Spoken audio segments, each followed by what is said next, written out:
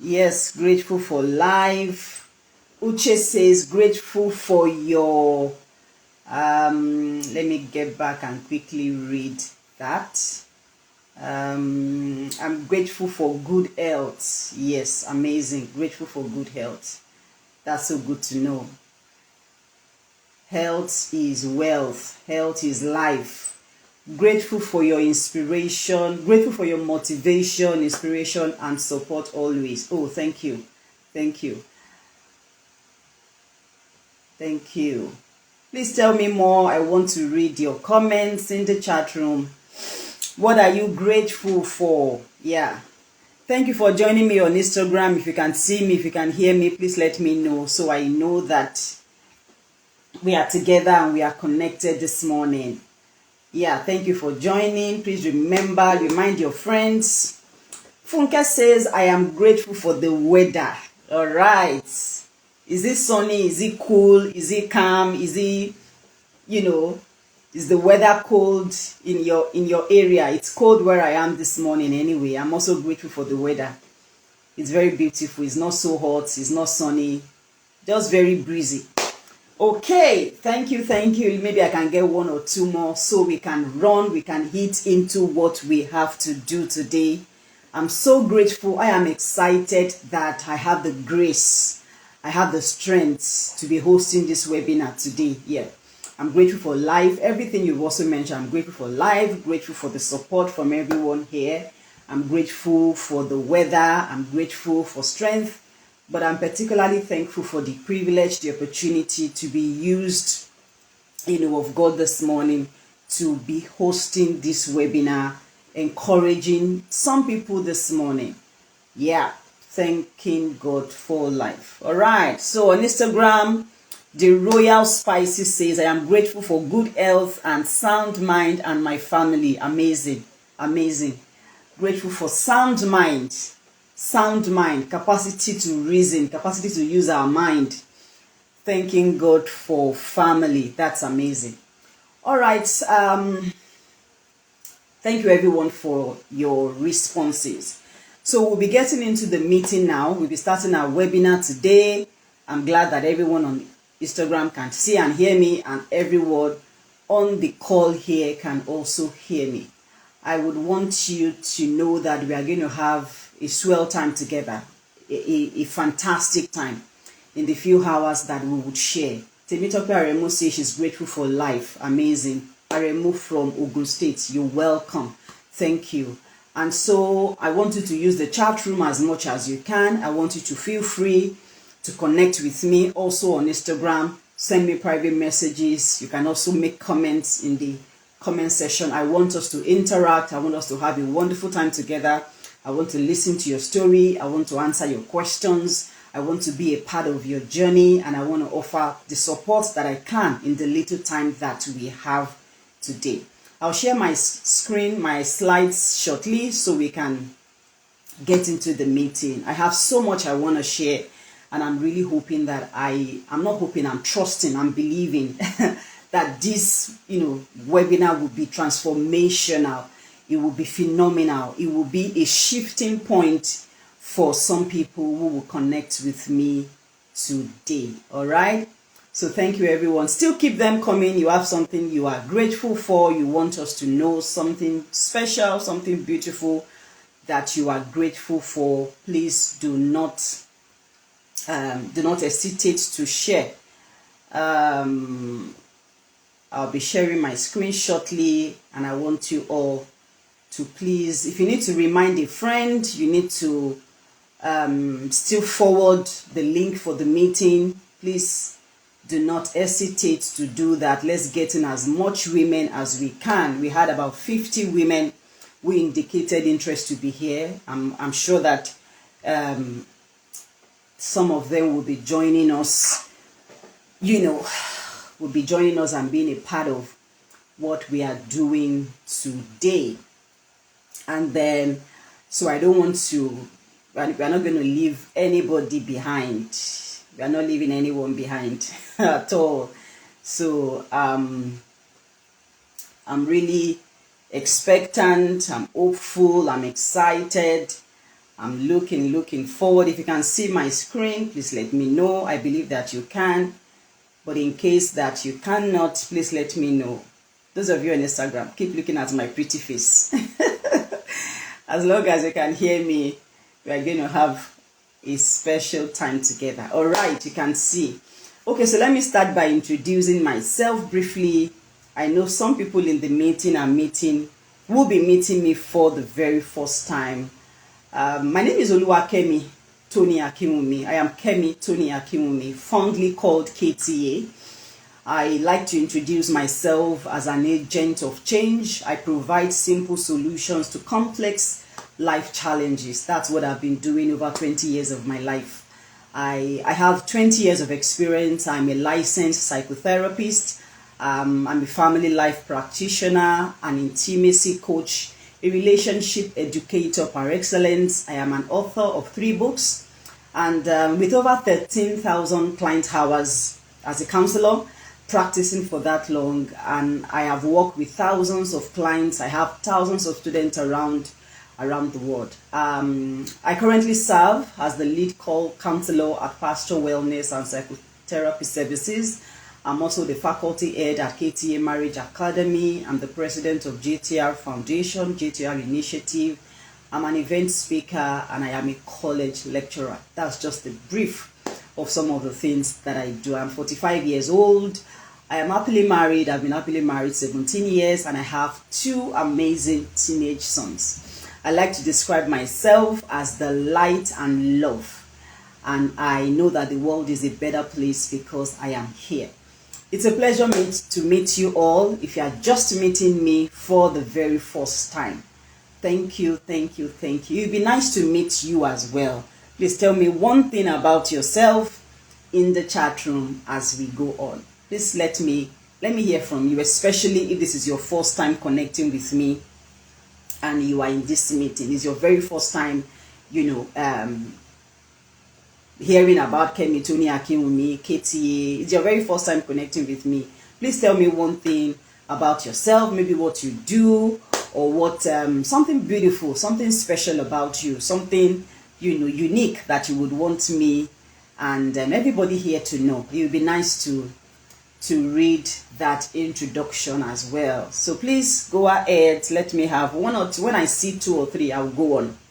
When I read response from 2 or 3 people, I would continue. Please share something about yourself with me. Thank you everyone for joining on Instagram. I see you, Ukeme Udoaka. I see you, Easy J Ade. I see you, T Popo. I see you, Funke. Thank you so much. Hearts in heaven. I see you. Thank you, everyone. All right, I'm still waiting. Please tell me one beautiful thing about yourself. I'm so happy to be here. I'm happy to be connecting with you on this side of heaven. I'm glad that today we'll be learning together, sharing together, and empowering ourselves.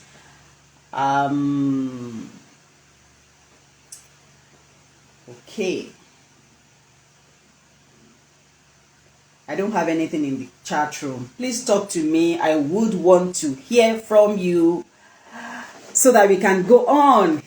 We can get into the webinar for today. It's a healing meeting, and I have so much eagerness and expectation for today. All right. Uche says, I've met you and I can freely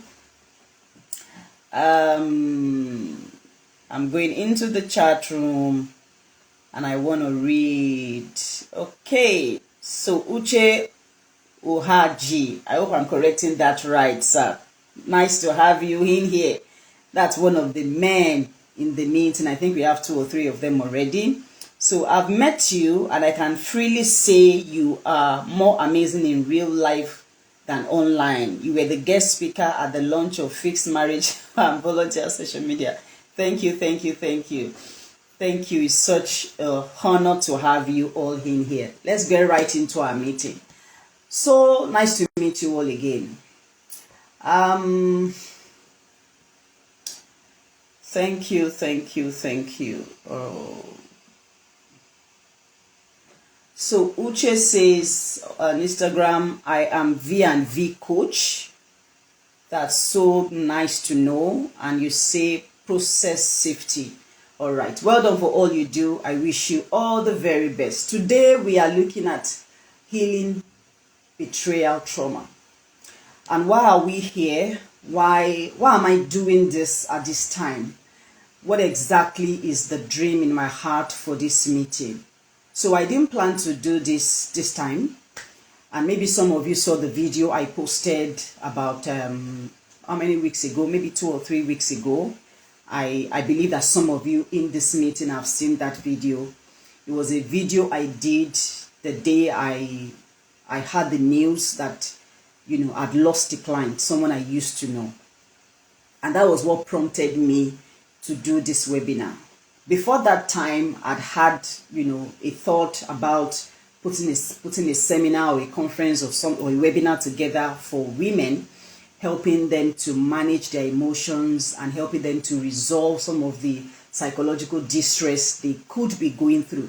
But I had not really concluded on it. I've not really paid so much attention on, having those thoughts. But then life happened, and I came to a point where I committed immediately that I was going to do a free webinar to help and support some women who could be going through emotional challenges, who could be going through especially betrayal trauma. And so this is one major reason why I thought to myself it would be nice for me to have women come together where we can talk about their betrayal trauma, but most importantly, how I can provide some support and help. Because I know that some women are carrying the weight of pain. They are carrying the weight of shame, the weight of humiliation. They have this bag full of confusion. They have this trauma. They have this emotional confusion that they are actually managing, trying to juggle all of this together on their emotions. And it's telling on their health. It's telling on their emotions. It's telling on their concentration. It's telling on their life. It's impacting every area of their life. Because the client that died, though I don't want to share so much, of our story. I don't want to go into a lot of details, but it was something that was quite shocking for me because I was the third counselor she was working with, and I was the last person she worked with before she decided she was not going to go on with therapy. The pain was so heavy for her, the emotional distress was so heavy for her, and she was stuck in that pain. She was stuck in that cycle that help couldn't reach her. Even though people around her knew that she needed help, we also knew that this was a traumatic situation that this woman had been dealing with for a while, but she wasn't open to help. She wasn't embracing the healing that was available to her. And yes, it wasn't entirely her fault. Several things had happened to her that got her to that position. And over the years of my practice, I have worked with women, yes, dealing with complex trauma, like betrayal trauma. Because betrayal trauma changes the brain of any human that experiences betrayal trauma. And so the purpose for this meeting is actually to help someone process the pain, that it doesn't become psychosomatic. It doesn't begin to affect their body. It doesn't begin to affect their health, that they can heal, they can stay alive, they can forgive themselves, they can forgive the betrayal, and more importantly, fulfill their life purpose. While I understand and recognize that betrayal trauma can be complex, betrayal trauma can be painful. And so I committed, I told myself, no, I'm going to do this. I'm going to help a few women. It's going to be more like a call, a jot-up call to say, wake up. No, you can't remain in this situation. You can't allow your life go because of this pain, because of this prolonged trauma that you have had to bear, the bitterness, the resentment, the anger, living in the same toxic environment. So that was how I got here, and that is the reason for this webinar. And I'm very hopeful that someone will come to some level of understanding and healing and begin to retrace and reroute back to who God wants them to be, back to understanding their life assignment and purpose, and not allow the pain sink them into a dark place that can eventually take their life. Because in my years of practice, I have counseled women, hundreds of them. And I know that as women, emotional distress can really impact our life. So we have, I don't know, maybe you've heard of betrayal trauma before. Let me know in the chat room. Have you heard of betrayal trauma before? Yes, I have. No, I haven't. Please respond to me.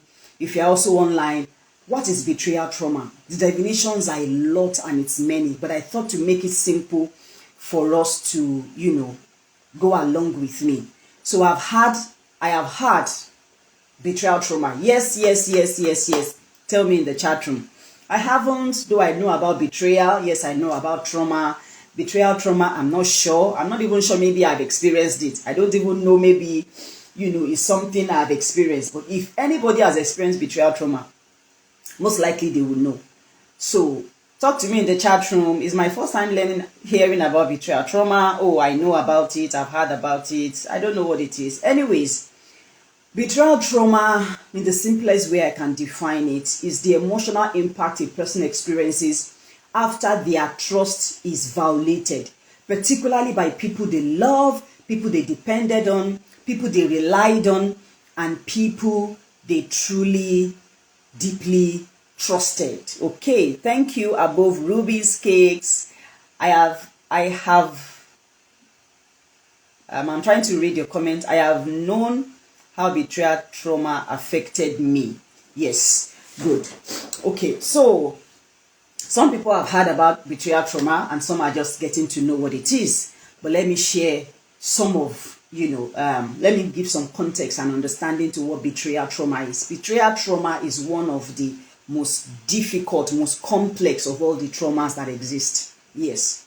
It is the emotional impact a person experiences after their trust is violated, particularly by people they loved, people they depended on and trusted deeply. That's why it makes it very difficult.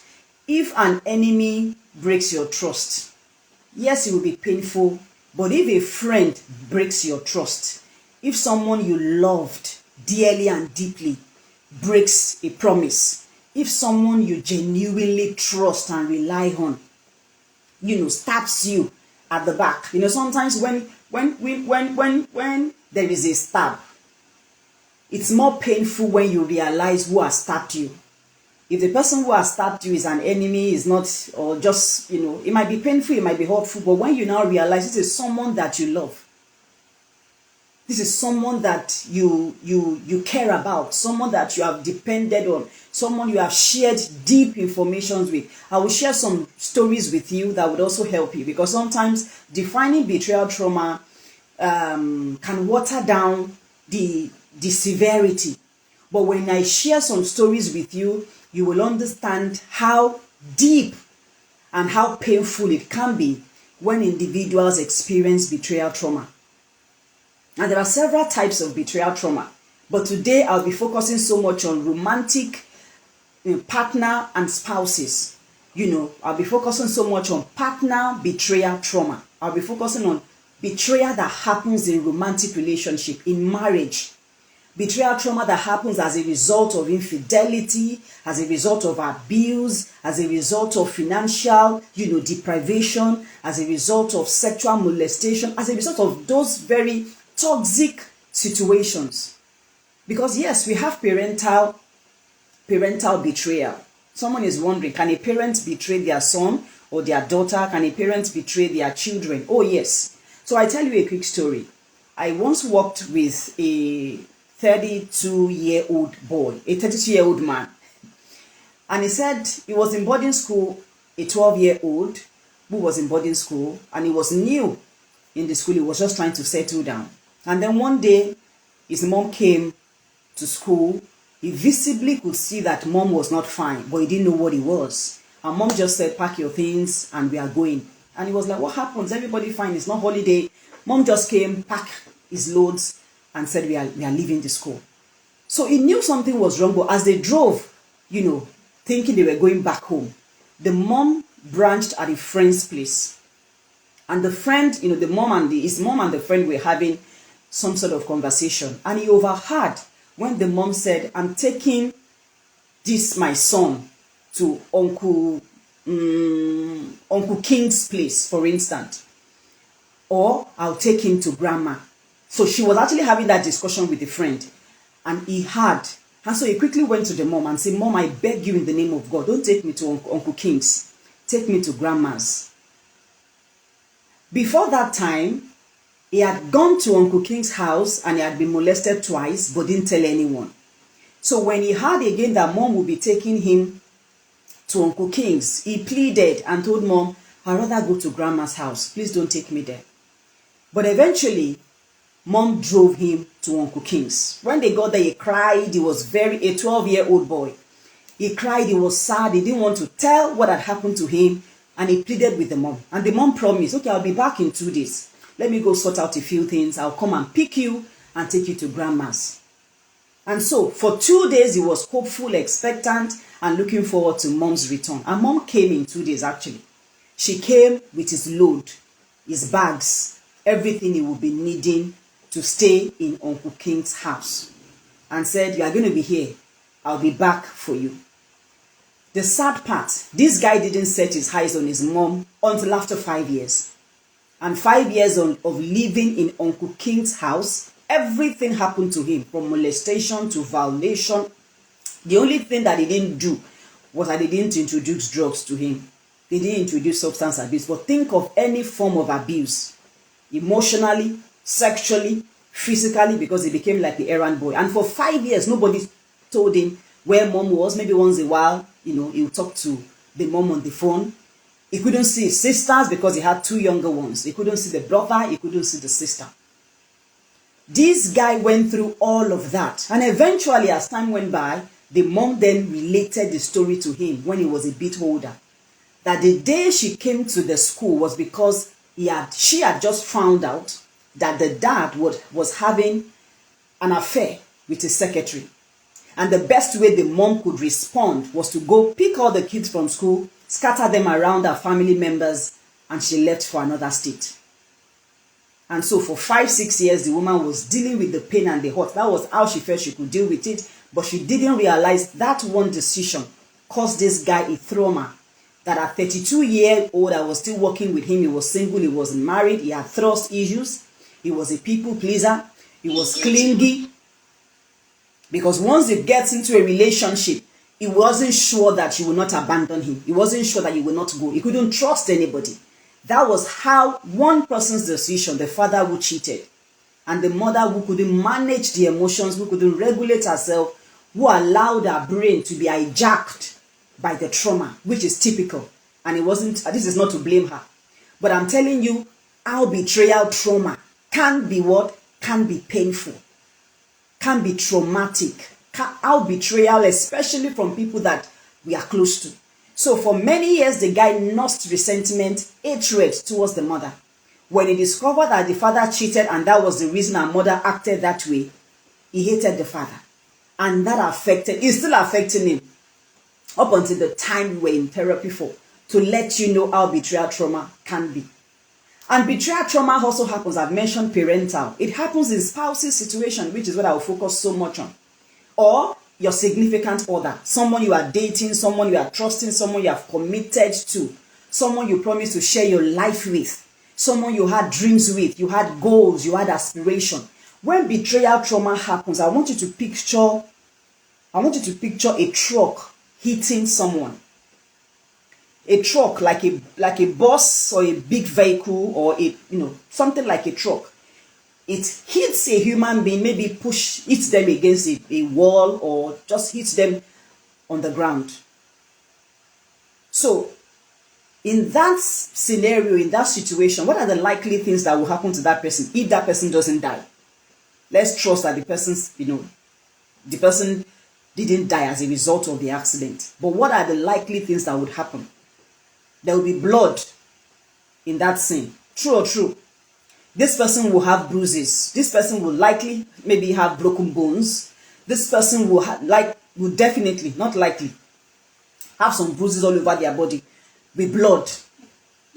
That is the same thing. That's the same thing that happens in the emotions of a human when betrayal happens.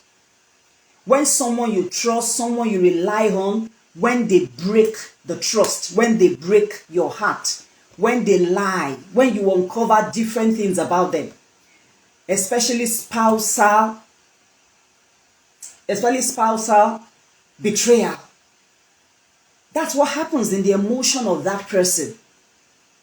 There is blood in the emotions. Yes, there is a broken bone. There are different type of bruises. Maybe, surface one, shallow one, deep cuts. There are broken bones. That's what happens in the emotion. And that is why when emotional pain happens, we don't trivialize it. Because the same thing that you will not trivialize when the boss collides or hits another human being, you are going to rally around that person and try to get them to the nearest clinic so that they can get some help. But when betrayal happens, people want you to forgive and move on.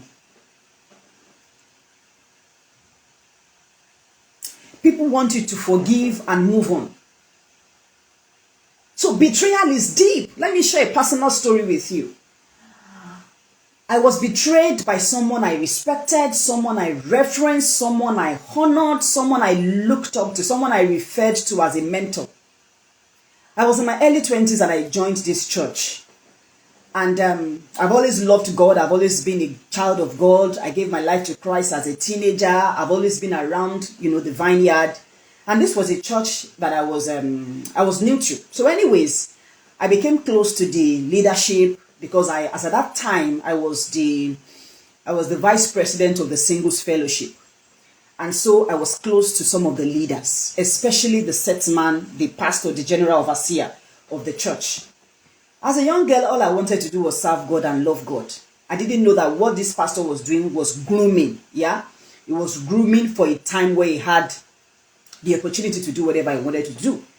But I never thought about it. Certainly, I was just loving God and doing what I needed to do. So my pastor will call me, okay, how is you? As at that time in my life, I had already started my Just Talking Relationship Foundation. For those who know, it's actually a meeting I put together for singles and married. I've been doing this for 20 years. I was doing that meeting at that time. I think I have just started. Maybe a year or two into it. I would share, he would pray with me, he will encourage me. I think I was dating my partner, my husband now at that time. I brought him to my mentor, he would pray for us. Everything just seemed to be a good relationship.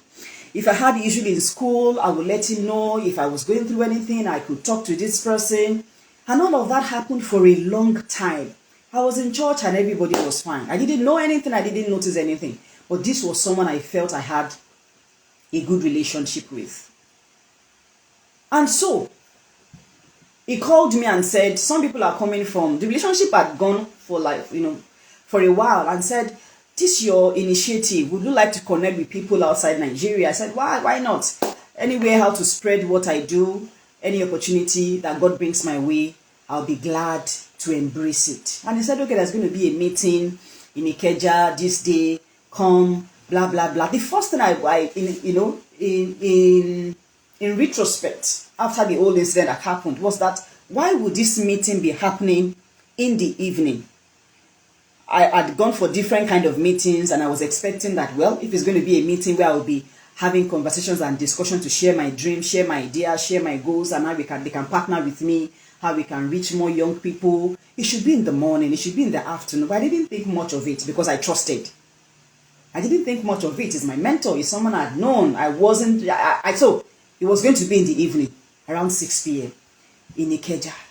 I eventually got to the place. It was an hotel, okay? Hotel have event centers, don't they? And I was waiting that I would be ushered into the hall to go, start the meeting with these people. But lo and behold, I was ushered into an hotel room. Even when I got there, I still felt okay. There was this, the initial, it was an ensuite. So there was a living room that was more like a little, parlor.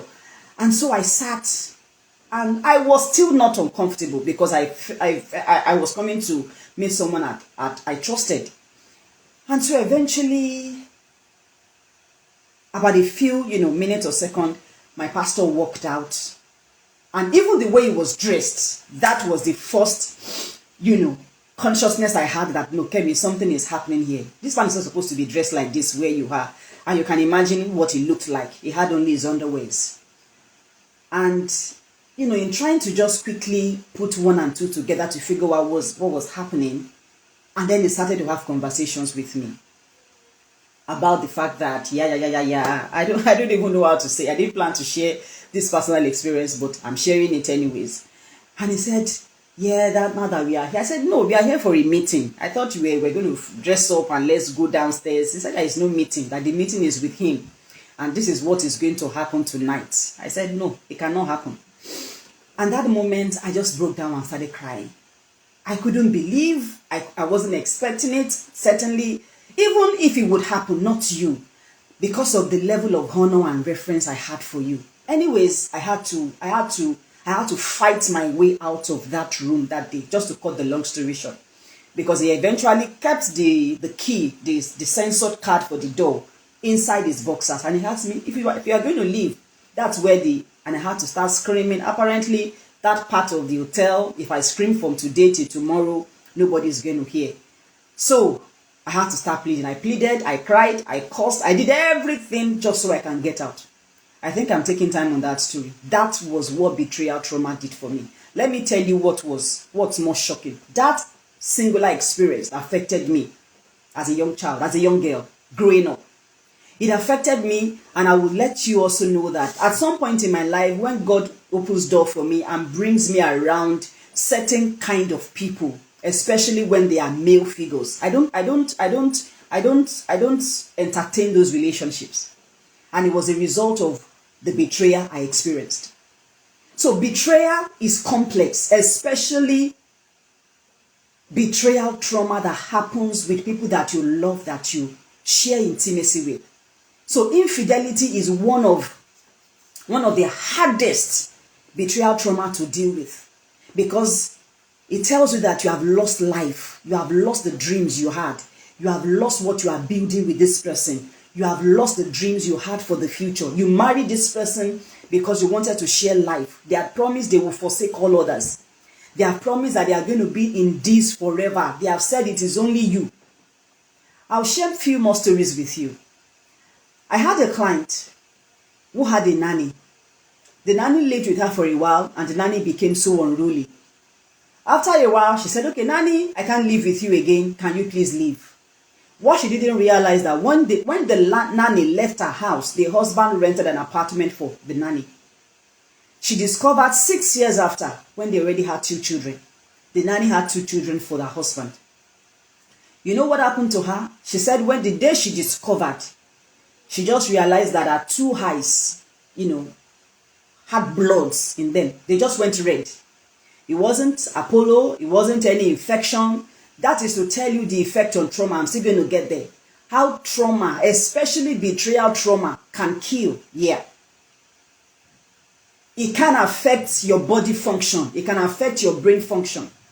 She said she never knew for 6 years her husband had another family with someone who was lived with her as a nanny. And her life never remained the same. She eventually walked out of the marriage, but she was depressed. It was at that point she came in contact with me, and I was able to help her to calm down and live life. Because she said no, there was no way she could continue in the marriage. I had a young lady. She was doing very well, doing amazingly well. She had a good career. She was from a lovely family. Things were going on, but she had struggled in relationships. But eventually this guy came along the line, along that path, they connected. Everything seems okay. Dated for a while, I think about a year. They got married. She was maybe 5 or 6 months pregnant. And started to notice some things about the husband. And so she took it upon herself. She was going to find out. She was going to check his phone, check his gadgets, go on, just do some, screen and search, which she did. She did her investigation. And she read messages 4 years back when she first of all met this guy. Apparently, the relationship was a script. The guy had knew someone that knew her, knew that she had money. She was already doing her business, because when she married the guy, because the guy came acting and she didn't know, gave the guy access, to the account, access to the business. They were doing business together. They were traveling. They were signatory. Gave everything to this guy. And so when she started to find out, she read stories on his phone, emails, everything, like 4 years. And her world came crumbling. She was 6 months pregnant. And she said for the first time in her life, she said she wanted to kill the man, kill herself, kill her baby. So you can imagine when trust is broken, the devastation. These are not Nollywood stories. I told you, I've been counseling for over 15 years, practicing. That's the work I do every day of my life. And these are women I have sat with, I have helped them. Some of them I helped, some of them I couldn't help. And that's the pain for some of us as counselors, when we try our best to help people see beyond their pain, but they are stuck in it. My client who died, she left the first counselor. She just shut down. The sister who sent her to me said I was the longest counselor she worked with. I was willing to help this woman see life, but at a point I even referred her to one of my consultants that I think she was going to need medications. But she just shut down and said no. She held on to the pain, held on to the bitterness, held on to the resentment, and eventually her health was affected and it deteriorated. And they are saying something killed her. Anyways, that's another story of a lady. So betrayal trauma is real. When infidelity happens, it's painful because these are people you've trusted. I know a woman, she was a size 18. And by the time I was going to meet her, she said she was already size 12. As a result of infidelity. I tell you another story. There was this young lady, she was the only child of her parents. Very introverted, small circle, little life, little friends, few friends. And so, but she liked this particular lady. And then they were quite close. She was so close to the lady, more than the lady was close to her. But anyway, she wanted to be her friend. Brought her into her home, everything, knew her family and all of that. But what she didn't realize that was this lady was having an affair with her husband. She knew that her husband was cheating, but she didn't know who he was, who the person was. He would search the phone, go online, she would see many things, that the husband was doing, and would relay all these stories to this her close friend. So on the husband's phone, there's a particular number of the supposed side chick or girlfriend. She would read the messages. She would cry, she would tell husband would apologize, would still go back. After a few days or weeks, she would know that they are back again. So on the day she was going to find out, because she wanted to know who the person was. So imagine that it was a weekend. She was in her house on Saturday. Her husband was home. And this her friend visited. The friend visited, they had a good time. They talked, they played, and everybody left. So on Sunday night, she checked the husband's phone, and the same number that has always been sending messages sent a message like, I can't really, remember exactly how the message was, but the message sent something like, you were looking so nice when I came over yesterday. I thought you had just come back from the barber or something. Something like that. And so she put 2 to 3 together. Who came to this house yesterday? Who saw my husband? Who? So she started to do more investigation and realized that it was the friend that her husband was having an affair with. She had to deal with the betrayal of the husband, deal with the betrayal of the friend. She had to realize, in her words, how stupid and foolish she had been. How she had trusted this person. Her life wasn't the same. Because forever and ever, except a total healing happened, someone like that would be very paranoid. A sense of safety around friends would not be easy. She would have trust issues. So this is how betrayal trauma affects her lives. And like I said, parental betrayal trauma is real. Spousal betrayal trauma is real. Friends betrayal trauma. I tell you another one of a young lady. She is a civil engineer. Very smart and brilliant. It was time for her to be promoted at work. And then they said she was going to get to the executive role at that time. So, but they said they had to review her CV. And she realized that on her CV, there was a course she had said she had done, but maybe she didn't complete the course, got to a particular level, and then she didn't finish. But she had wrote in her CV that she finished. And she told all of this to her close friend, who they worked together. She didn't refer to this person as a colleague. Anytime she was in counseling with me, she referred to her as a tight friend. But they were working together. So when promotion came, she would tell her friend, hey, I'm really worried about this, my, what's it called? Promotion. I don't know what to do with this, my certificate. I don't want any issue, blah, blah. The friend would tell her, go ahead, that nothing will happen. She told her many secrets about her past, her life. They've shared several, personal stories. You know what the friend did? The friend went to the management, wrote a mail to the management, and gave the management all the details about this young woman's life. The certificate she didn't have that she said he had, even the one she lied, said a lot of things. She lost her job, lost the opportunity. She was shamed out of the company. She couldn't believe that it was her friend that did. There's several other things she had shared with this friend that shouldn't even be out, that people shouldn't hear. You know what happened to her? She got suicidal before I met her. That is betrayal trauma. When the people that you love and trust, when the husband you said it is forever together, nobody is coming between us. I can sit here and tell you lots of stories of the pain that women have gone through, how it has affected their emotions, their mind, their esteem, their essence, how it has stolen their goals, stolen their value, their vision, and so we are saying no more. We may not be able to help all the women, but the ones who are going through pain that we can rescue.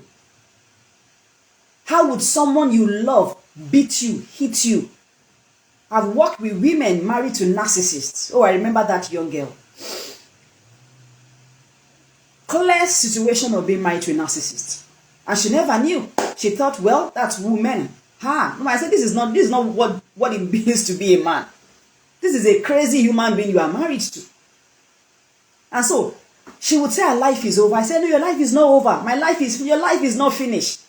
I sat down, we drew a plan. See the beautiful life that you can have, regardless of what this man is doing to you. Because what makes it more painful is the fact that these people that causes the betrayal, they are not people that are far away. They are close relatives.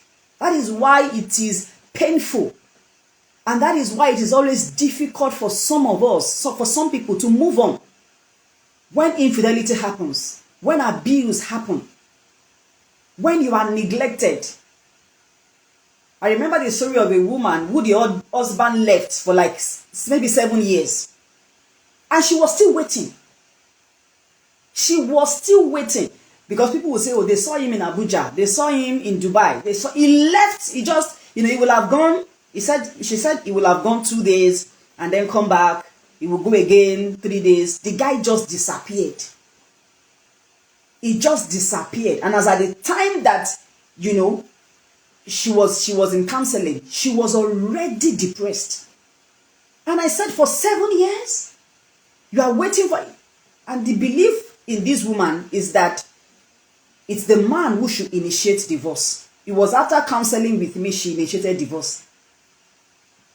She said, I believe is that, once you are married, it's the man who came to marry you, is the man that should also. So I said, if this man doesn't come in 20 years, what happened to you? What happens to your life, your purpose? Because marriage is not your life. Marriage is not your life. It's just a fraction. It's just a bit of it.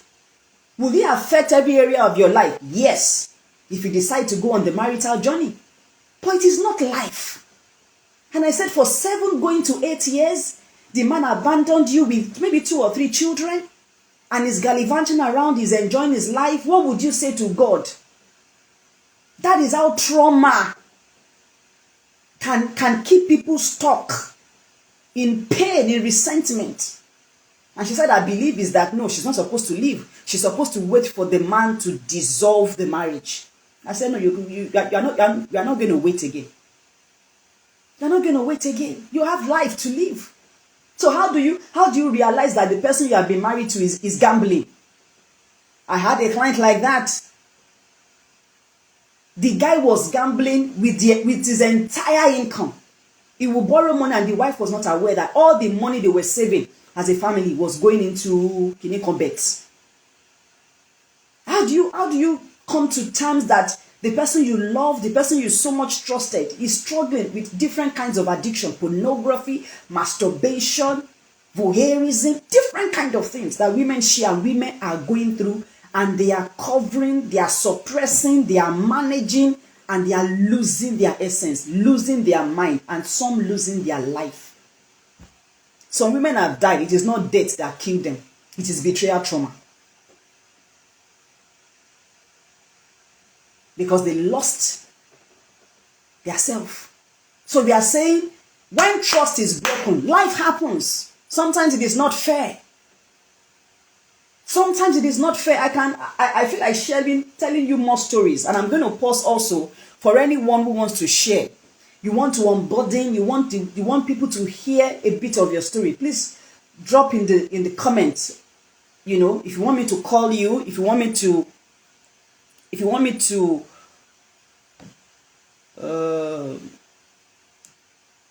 you want to share, like something you are going through, you want us to know. You want the world to hear. You just want to release. You just want to unburden. You just want to exhale. You just want to let it out. Because one of the things is that when you don't talk about it, you are also harming yourself. Because our body stores trauma. Our body, it stores trauma. I remember one of the women, I think it was the woman, one of them, she said, yeah, it was a woman who had an autistic child. This story, anytime I remember, I get close to tears. They've been married, they had 3 children, and one of our daughters is autistic. They had 2 nannies taking care of her, and they usually rotate 2 weeks, they come around, do everything, and they've been trying to manage her life, seems to be, functioning. And she said she realized that her daughter changed, but nobody knew what it was. She changed her behavior, her disposition, and then she started to notice that anytime the father comes around her, she will put her 2 hands in between her laps. An autistic child. Remember that they are autistic, but their sensory organs are even more active and more coordinated, even for those of us humans who have our brain functioning. So she said she noticed that a few times, but she didn't think much of it. But something was wrong with her child. And a woman's intuition. So she decided to then get, cameras into her room, into her daughter's room. She said she had even forgotten that she had planted cameras until maybe about a month. And she said the day she remembered, one of the nanny that catered for her had come to tell her that the daughter's clothes has been smelling, differently. There's a bit of foul smell that comes from her clothes, anytime they want to wash or dry clean. And the woman said, okay, let me even go and check the camera. I honestly cannot share some of the things she saw. I saw a bit of the video. What the gory things the father was doing to her daughter. The sexual practice that this man, our father, was doing to her. The woman said the moment she saw the video, she went to toilet straight, maybe 4 or 5 times. She was just going and coming back.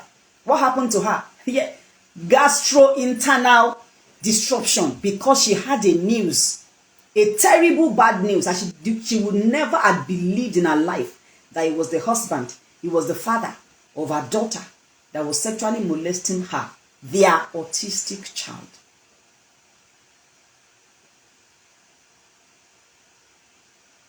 So she said she was going to the toilet, back and forth, back and forth, back and forth. Eventually, she called the driver to take her to the hospital, and they were asking her, Madam, what did you eat? What happened to you? It's food poisoning. She couldn't talk. She said she was just crying because she knew it was nothing food poisoning. Her body was just responding negatively because she was what? Going through a broken heart. The person she trusted had betrayed her. So she went to the clinic. She was there for 3 days. They did all the tests. They didn't see anything in her stool. They didn't see any infection. And they kept asking her. And she kept crying. And she said eventually she spoke to one of the nurses that I just lost my mom. It was the news that affected me. And they asked her, you are an elderly person. Well, she lied just so she can get out of the hospital. But that was not what happened. She said she gathered the video, sent to all his relatives, the mother, father, sister, brother, and she just abandoned the marriage.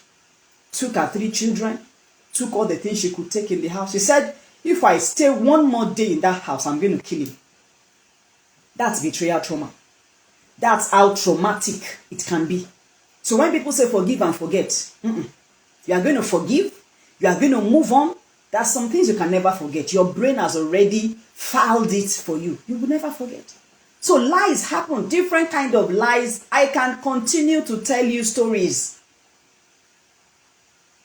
Because when it happens in spousal relationship, which is something I have done, I've offered a lot of adultery recovery.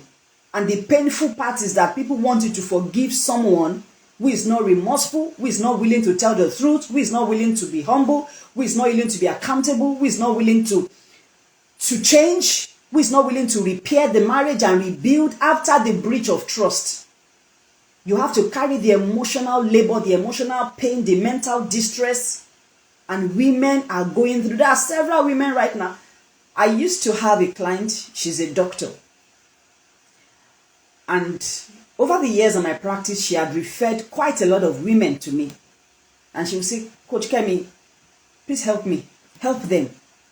Their cases are emotionally induced. Their sicknesses are emotionally induced illnesses. There is nothing wrong with these women. All the test is saying that something is fine. So before something begins to go wrong, let them fix themselves emotionally. You can't downplay and minimize mental distress. We can't minimize emotional torture. Like I told you, when people share their emotional pain with you, picture someone being run down by a vehicle, by a bus. The blood, the broken bone, the broken tissue, and the bruises that person has to, the pain, the physical pain, the same thing happens in the emotion. So how do you cope with a partner who has promised you to love you forever and is unfaithful?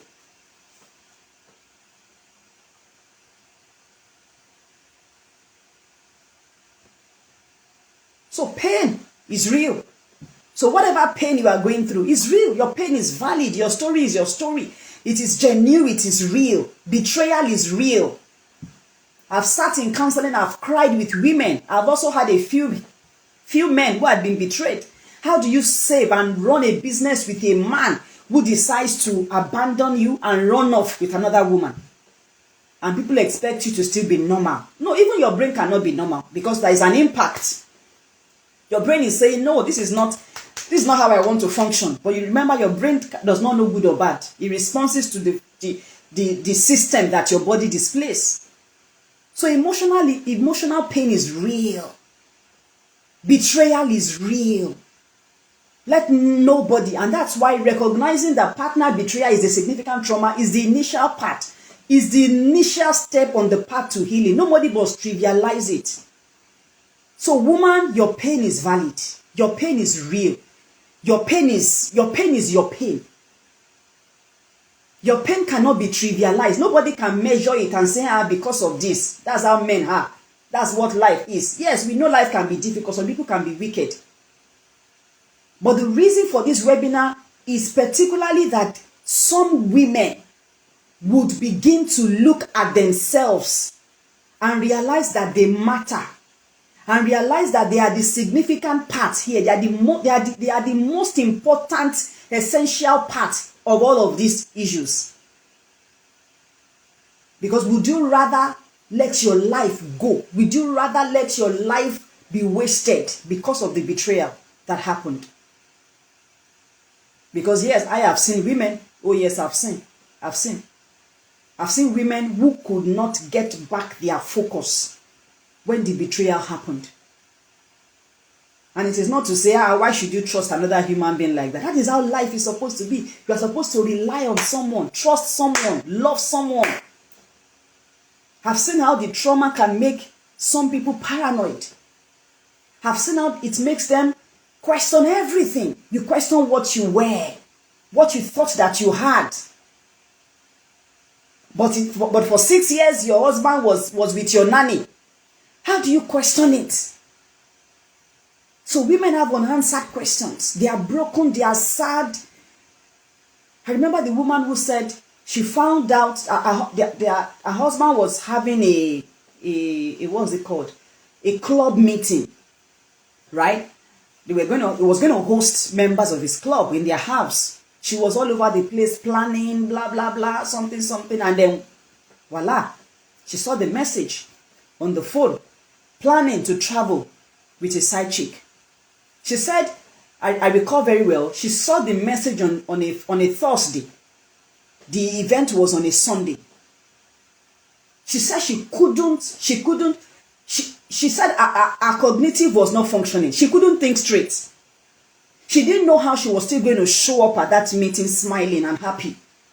And realizing that your husband, the one you have loved and referenced and trusted and entrusted practically your life, is planning maybe a 3 weeks journey with another human being. And you are here suffering as the good wife to put this this club meeting together. She said she tried. She finished the meeting. More like just went through it. She didn't even tell the man. She didn't even do anything. She tried. She made sure that it's just 2 or 3 days to the meeting. She did the meeting. And the following day, he called the husband and told him one thing. What she had saw, the messages she had saw.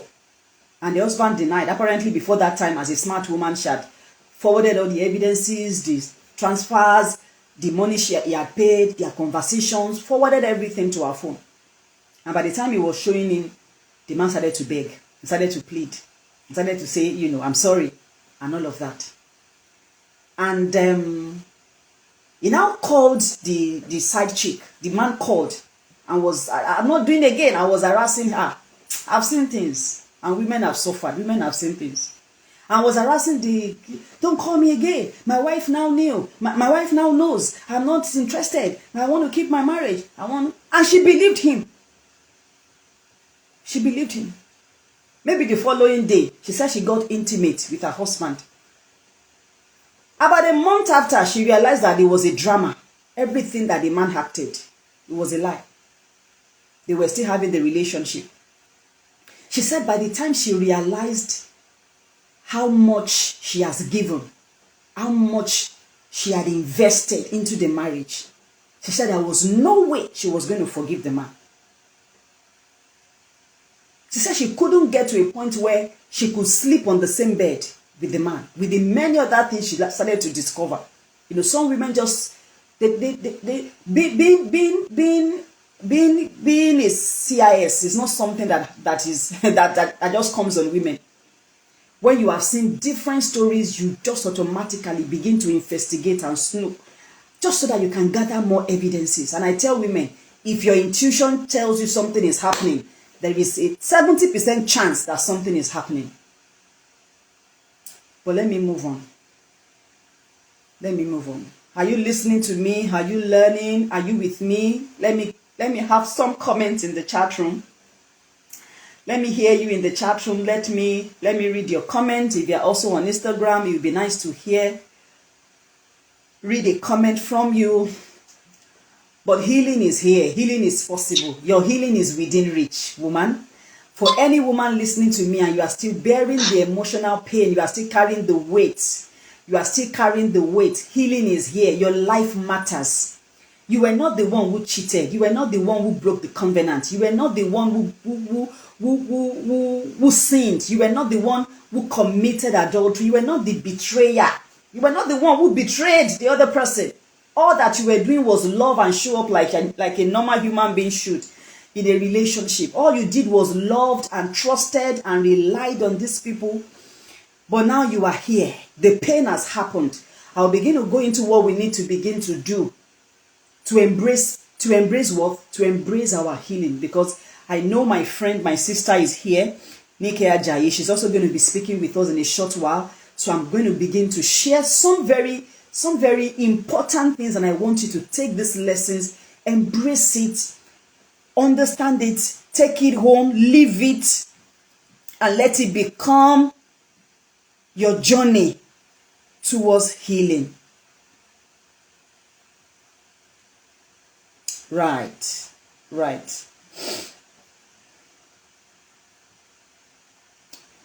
Healing is possible. Healing is possible. Total healing is possible. So what does healing look like when people go through betrayal trauma? This can clearly be relative. What will healing, for some people, healing means forgetting what happened. And I always tell women, you can never forget. You can only reduce the effect on you. You can never forget that someone betrayed you. I've just shared a personal experience that happened to me well over 20 years ago, because I was in my early 20s when it happened. The incident I had with the pastor. That was my second experience close to rape. And it was coming from someone I loved and trusted and revered. Not someone that I thought it would ever happen with. So, what would healing look like for you? What would you hear? What would you see? What would you feel? What would life be? These are some of the questions I ask women when we begin to process the pain. Because we need to process the pain. You don't want to, whatever emotions come with the betrayal, a betrayal from a friend, a spouse, a lover, a partner, or a parent, you must recognize that it is traumatic and your body is going to store it. I matter, I drop the weight. Yeah, we are lifting the weight, we are dropping it. It is too much. It is too much a burden to carry this weight of trauma and pain and shame and reproach and confusion and humiliation and carrying. You are not the one who broke the covenant. You are not the one who cheated. You are not the betrayer. And that's what I tell women. You are not. You are not. Because the trauma will impact every part of your life, and we don't want that to happen. I have seen it happen. I have been with women that impacted their esteem, impacted their business, impacted their mind, impacted their health, affected their organs. Trauma can be that bad. I'm trying to emphasize this just so you know the importance of your healing, the importance of you dropping the weight and saying no more. You may not be able to change the past. Not that you may not be able. You will not be able to change the past. But you can say to yourself, life can be better. Life can be more meaningful. And I'm going to share a few things on how you can begin to hone your essence.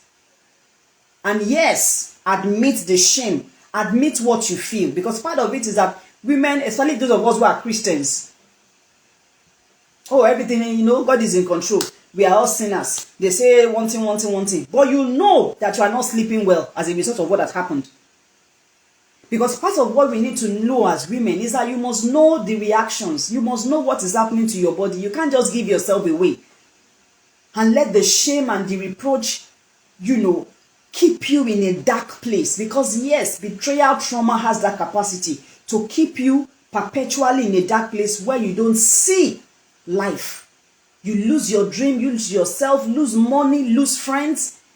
You begin to isolate yourself. Depression is real. Depression happens, anxiety happens from betrayal trauma. These things are real and it happens. Your body begins to store it. Your organ begins to store it. How do you hear a bad news and you are already stooling, you are having diarrhea? How do you hear a bad news and your eyeballs suddenly goes red? How do you hear a bad news and your legs are fidgeting, you have a sweaty palm, or your heart is racing, your chest is tight? You are losing concentration. That is the effect of trauma. Is it that you are not sleeping or you are sleeping so much? Some people start to crave for sugar. Their bodies start to crave and they begin to eat anyhow. I've seen people who either lose weight or they had excessive weight and they get obese. Some are not taking care of their health. They look so dehydrated.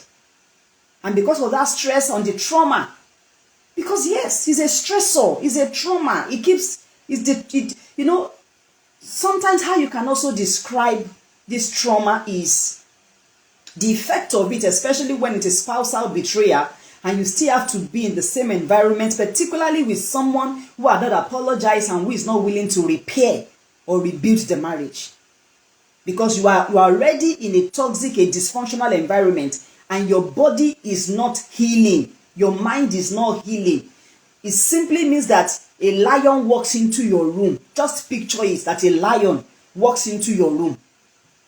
Your room that's supposed to be a safe space for you, a private place, a place where you are vulnerable, a place where you can be yourself. And a lion walks in, you are going to have palpitations, you are going to be afraid.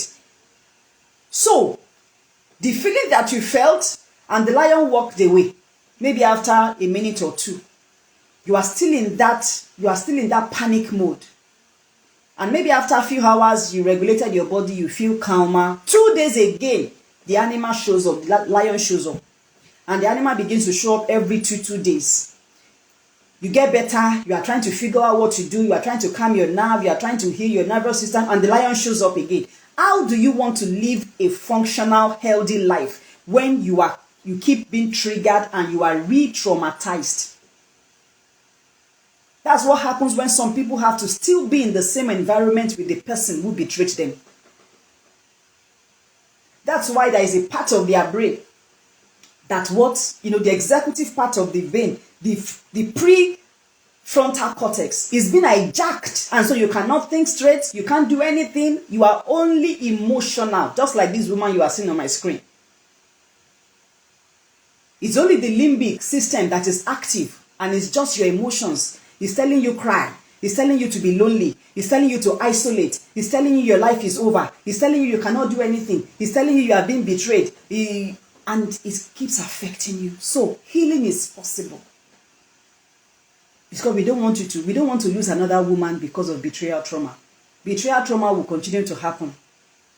But healing is also possible. Healing is possible. Yomi, do I have any message in the chat room that you want to read? Please let me know. Are you learning? Am I communicating with you? All right. Vivian says a lot. All right. Thank you. So let's begin to talk about healing. What do we need to do? We don't have all the time. We don't have all day to talk about this. This is one of the things I share with women and I'm very passionate about. And I wish I have all the day to talk about it. But I believe that woman would hear, one woman would hear, a woman will realize that no, you have stayed long enough in this dark place. You have carried this weight long enough and you need to drop it. You need to let go. You need to name the shame. You need to name the emotions that you feel. If it is shame, yes, you felt ashamed. If it's a woman told me, she said she felt naked. She felt, yeah, that's the word. She felt naked after realizing all that the husband had done. She felt naked. Some feel humiliated. Some feel so stupid as a result of the betrayal, especially infidelity, when it's coming from a spouse. Some just feel, no, I trusted. And that's why sometimes some can't even forgive themselves. So some can't forgive the fact that they allowed themselves to wait that long. And I tell women, nobody has eternity here. Nobody has eternity. So it's time to heal. It's time to heal. It's time to pick up yourself. It's time to say no more. It's time to say yes, you still have a life ahead of you. You have a life ahead. You have a life, a beautiful one at that. What's happening to my screen? I'm trying to move. Yeah. Can you still see my screen? It is time to heal. It's time to move. It's time to drop the weight. It's time to refocus on yourself. It's time to focus on yourself. It's time to focus on your healing. Please let me know if you can still see my screen. Yomi, I think I have a bit of a challenge here. I'm trying to... Yes, we can. Okay. What exactly can you see? Can you see time to heal? Just so I'm sure. Okay, I think I'm back now. Right. Yeah. So, yes, what does... Right, thank you. What does healing look like for you? I wish someone can respond, someone can talk to me. What would healing look like for you? What would healing look like? What would healing look like? What would it feel like? What would you hear? What would you see? How would life be for you? When I ask this question, I'm always excited when women paint the picture of the things that their life, of how their life can become, of the things they have abandoned and they want to pick up, of the dreams they have left behind and they want to revisit, the places they want to go and they have not been able to go and they are saying, now it's time. All these things, like I said, we can't do anything about the past. The betrayal happened. The infidelity happened. The shame happened. The humiliation happened. The confusion happened. The emotional distress was a lot. The disappointment was a lot. The confusion was a lot. But now you have to find yourself. You have to rediscover yourself. You have to know that you are still a person of worth. And I would keep saying it. You are not the one who committed the sin. You are not the person. And that is how you should see yourself. That, well, all I did was loved. All I wanted to do was commit to this person, was commit to this relationship, commit to this goal, this idea. But now things had happened and it seems as though my life is going, it seems my life is going down. And you are saying no. Because I have seen women go through the healing process. They exhale, they release, they allow themselves to enjoy forgiveness. Forgiveness for themselves, forgiveness for the person who betrayed them. And I'm always very careful. I don't force anybody to forgive. Oh yes, when I started out as in my practice as well, the thing is, yeah, because you are a child of God, you are a Christian, most of the time you want to compel people. Not even compel, you want to practically force them. And we have realized that no, it doesn't happen that way. That is why seeking professional help will let you realize that if you are not ready to forgive, it is okay. But the person you must forgive, that is very essential, is yourself. You need to forgive that you made the wrong choice. Forgive that you trusted. Forgive that your decisions were not carefully thought through. Forgive yourself for loving or trusting the wrong person. You have to forgive yourself. That's a major part to healing. Because many times women have questions when things like this happen. So what do I do with how I feel? I'm going to help you with a few things. With a few techniques. What do I do with how I feel? How do I regulate my nervous system? How do I calm my emotions? How do I begin to think differently? Because like I said, trauma affects the human brain. Trauma keeps attention away from every other thing and focuses on your pain. It zeroes in on the pain. And the more that happens, the more you get into a dark place. You can't see. You can't understand. Your emotions is further getting, confused. And your emotional part takes over everything that you are doing. And the only thing that you can see is the worst most of the time. And I've seen women who also take some very drastic, decisions during this period. Because when you are going through the pain, it seems as though your emotions is in control and you really cannot reason.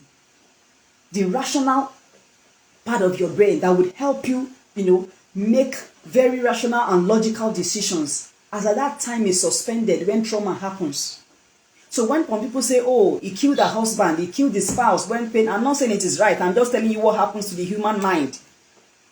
I'm telling you how the brain can be hijacked by this pain. Look at a woman who discovered that her husband cheated, went to school, picked up a child, abandoned the child for 5 years, and caused the child everlasting trauma.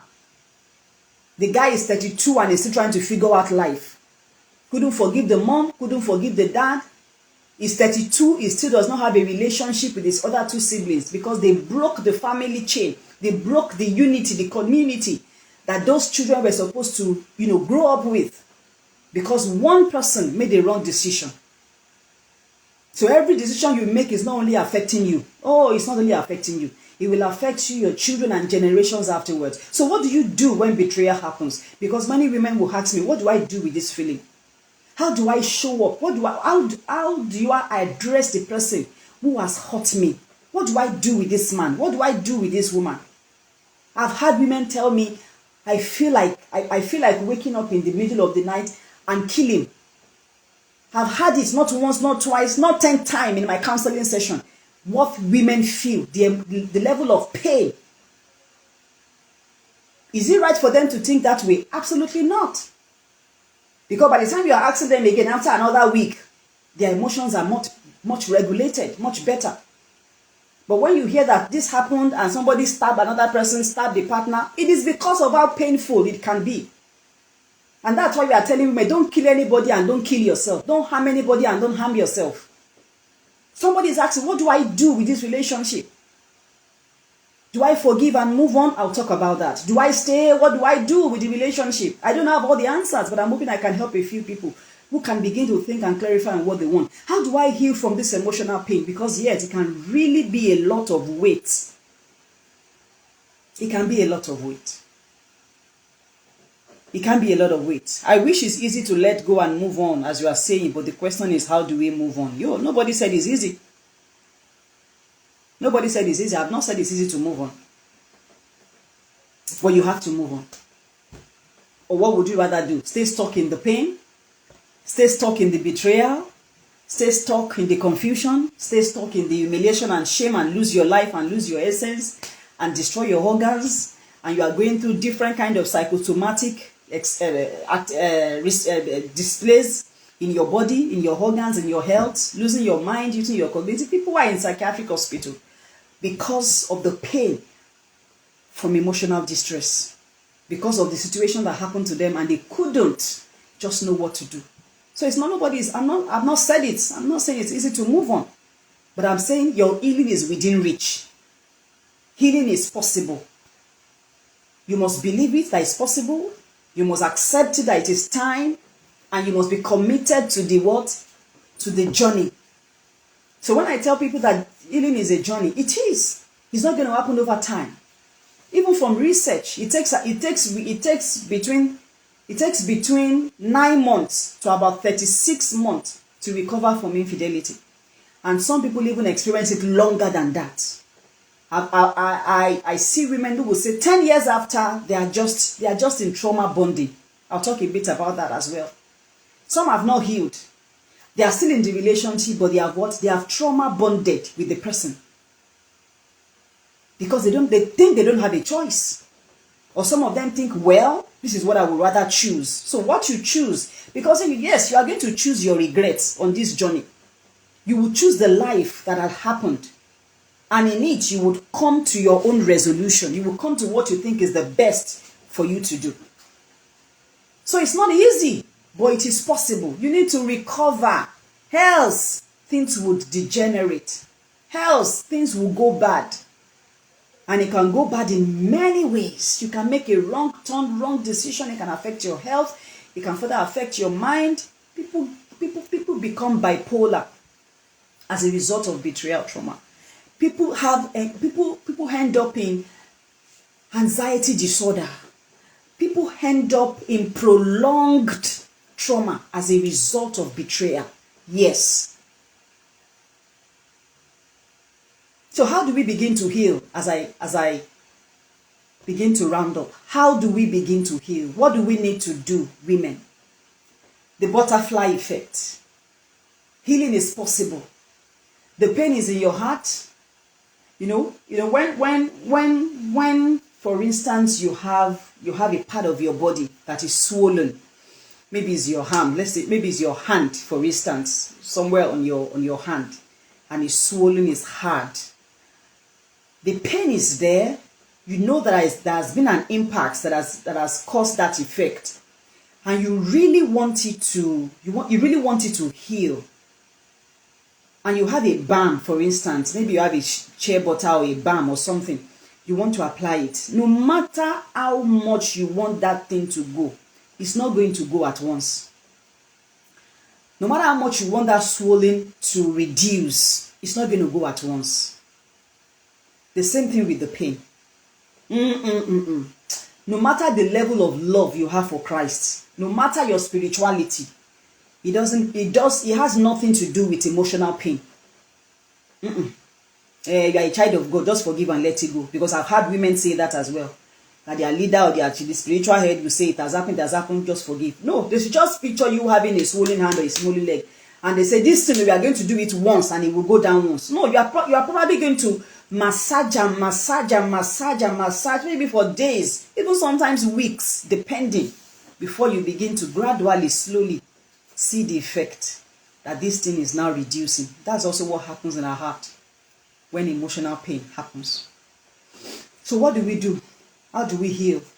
How do we move on? Whatever has happened. Ooh, I've taken so much time. Let me see how I can quickly go through this. And I'm hoping that please take as much as you can of things you can do for yourself. So this is more like personal therapy. Things you will have to do for yourself, by yourself, to begin to recover and heal and move on from whatever sort of pain or shame or humiliation or whatever disappointment. This is not limited to spousal disappointment alone, even though that's my focus. A friend has hurt you, or even a mom or a dad or a parent in the past. So healing is possible.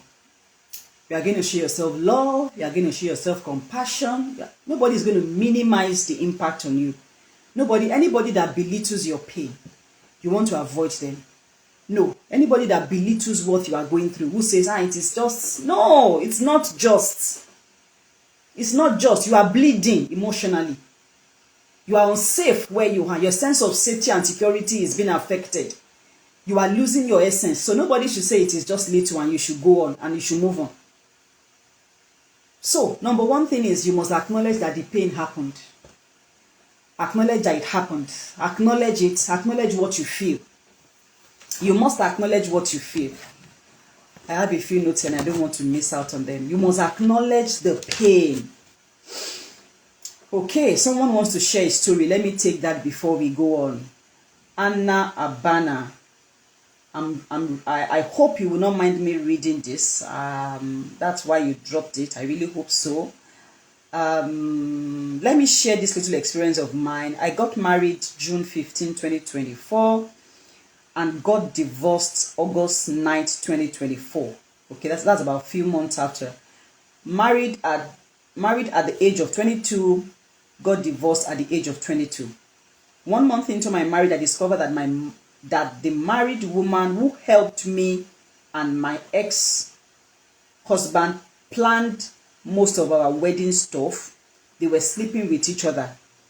A married woman with 2 kids. Started staying with her husband, so meaning a married woman. Okay, I managed to link his WhatsApp to my phone. That was when I found out that those 2 kids belonged to him. And now people who don't even know what really happened called me weak, that I'm not ready for marriage. I'm so sorry, my sister. So sorry you had to go through that. So sorry you had to find out that way. The Bible says the heart of men are wicked. There are several stories like this. There was a lady. So sorry, my sister, that this was your experience. This happened 2004, meaning last year. So healing is within your reach, and I know that you will heal. People who don't know the story, yes, certainly they would make their own assumptions. They will come to their own conclusions, and they have told you, if you are ready for marriage, you are supposed to be with that man, continue the marriage with him, does whatever he wants to do. So a lady also, when she was getting married to her husband, the husband took him to this man, who is said was a mentor. Anytime this lady has issue with her husband, she will go report to this mentor. But lo and behold, after some years, I can't remember how many years, she realized that her husband was the sexual partner to this their mentor, the male. That the husband was a bisexual. And then she said there was no way she could remain in that marriage. She left with her 2 children. Was it easy for her? No, it wasn't. It wasn't. It wasn't. I was glad I was able to help that lady because she was running mad. That's the simplest way to put it. I apologize for the word. That was how broken she felt. So betrayal happens. and it affects humans. She was the one who told me the day she found out, she started having fever. She said she couldn't believe. She started, her body was hot to the point that even her children, they would come to her and say, Mommy, your body is hot. Because she realized that this is what has been happening in her marriage. This is the man that she married.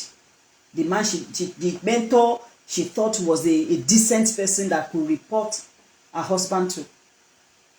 So things happen. And this pain can be very devastating. Nobody is going to belittle it. How do you belittle such? How do you make less of such emotional trauma? And so, yeah. And the husband, yeah, I remember the man threatened that he was going to kill her if he actually, get the message out, which she did. It was a lot of issues. She eventually had to leave the state just so she can feel safe and protected. So things happen. And healing is possible. Any other story you want to share that you want me to read? I empathize with you, my darling sister. But I also want you to know that healing is within your reach. And you have to know what healing looks like. Is there total healing? I don't know what it looks like for you. Some people will go through partial healing before they get to total healing. Some people would have different journey, different turns and bends, because therapy is not linear. Your journey is not straight. You will have days, good days. You will have days that are not good. You will have different times on that journey. But I quickly want to share. The first thing you must know on this journey, when things like this happen, and you know that you want to begin to recover, you want to purge yourself, you want to release the toxic in your body, you want to release the trauma that your muscles is already soaking up and affecting your organs, you must acknowledge what happened. You must acknowledge it. You must know that the pain is real. Don't trivialize it. Don't belittle it. Don't ignore it. Don't numb the pain. Don't make the pain irrelevant. Don't put it on God. Don't say it does not matter. Don't say that, it just happened. No, it happened. It was painful. And you must know it for what it is for you. But please don't minimize it. Because when you minimize it, you will think that you are healing, but you are not healing. You are only preventing the pain till a more devastating time in your life. When you will react on that pain, and the expression will be shocking. So accept it, acknowledge it. This was what happened. And it is painful. It is sad. This is how I feel. Can you see my slides? This is how I feel about it. This is how I feel about it. It's painful. And the next thing you want to do, you want to accept the new reality. Oh, this person did this to me. My husband cheated. My husband had another child. My husband did this. My friend did this. My boss did that. My colleague did this. Accept it. Accept that it is a part of your life, because you will never forget that story. You will never forget it. We are only going to reduce the effect on you as life goes on, but you are not going to forget. And when you hold the story, when you acknowledge it, when you see it for what it is, when you allow your brain to begin to process it, that is when healing can happen. I think someone dropped a story. Let me see if I can quickly read that as well. I appreciate what you are doing. Unless you agree with me. Thank you. Everyone just says it's a long story, and truly the stories are long. Yes. Let me just speak for the men. Many are being physically, verbally, emotionally, sexually, and severely abused by their wives. Yes, I agree. But the men cannot speak up. They can't cry in the open, and no one seems to understand their hurt. How can you help them? No, you are also going to help them. Oh, I am? Can you see me now? Can you hear me rather? We can hear you, yes. Okay. So, you don't want to, is my slide still on? Can you see my screen? No, we can't see your slide. Oh, okay. Let me try and get that up. Can't see your screen. All right. Let me get that up now. So we need to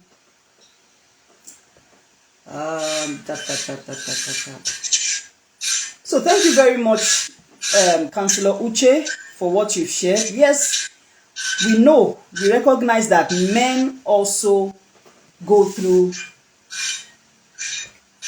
There seems to be some noise. Please mute your mic so we can.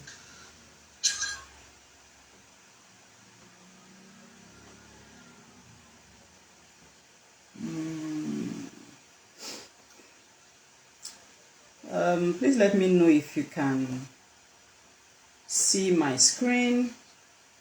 Most people that can't speak out is because they're afraid or ashamed of what people would say. Yes, you are right.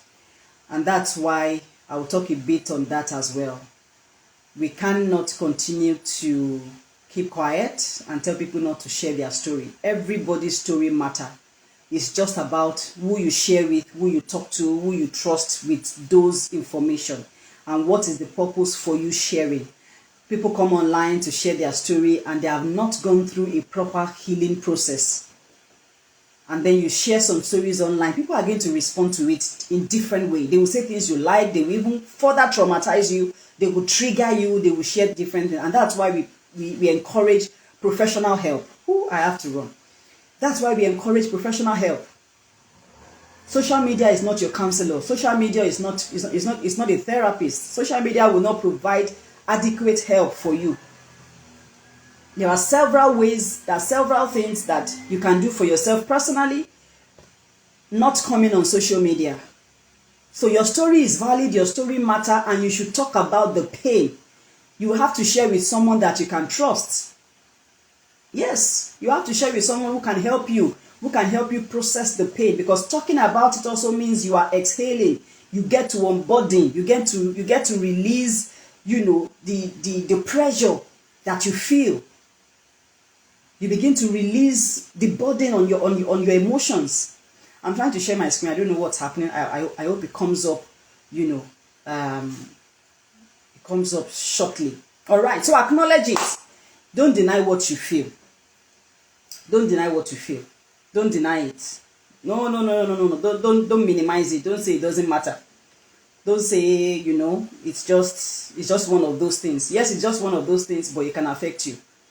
And that's why I've really, really stayed long to share on that, so that people know how these things can impact your mind, your mental health, your psychological safety, and impact your physical health if you don't process the pain. So allow yourself time to grieve. When you're going through betrayal trauma, allow yourself time. Don't rush the process. Can you see my screen now? Don't rush the process. Don't rush to fix the relationship. Listen to this. Don't rush to fix the relationship. Fixing the relationship is good, but that is not the first thing you want to do. That's why I told you that sometimes some people are together and they are just trauma bonding.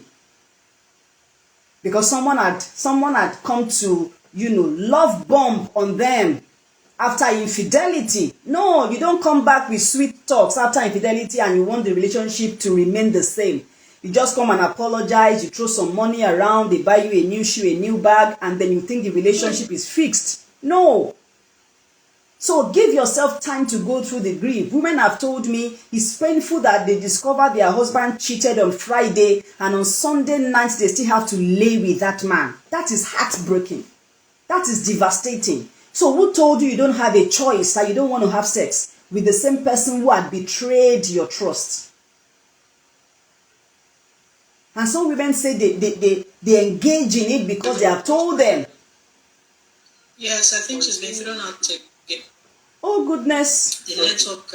I'm not in the meeting. Okay, I'm only on Instagram right now. So is it my network? Yomi, what's happening? I'm not in the meeting.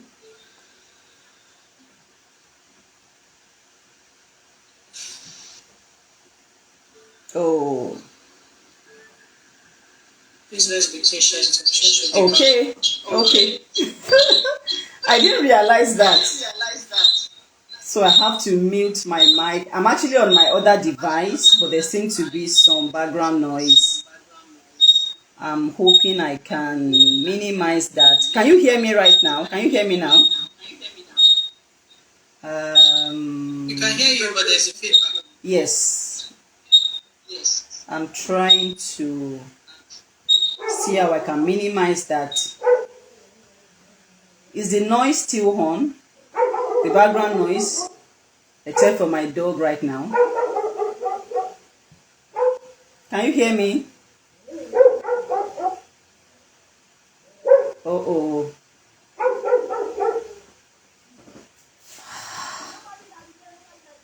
I'm sorry, I'm trying to connect back into the meeting. I don't know what's happening. I can... Okay, I think I'm muted again. Yomi, please let me know what's happening. Can you hear me? Can you see me? I can hear you now. Yes, I can hear you. You can hear me? Okay, so I'm back in the meeting. Sorry for that. I apologize. I think it was my network. But I'm back now. So I'm just sharing with us what healing looks like and what we need to begin to do. Like I said earlier, our stories are different. Our journey is different. But the pain is valid, the pain is real, and the pain is what it is.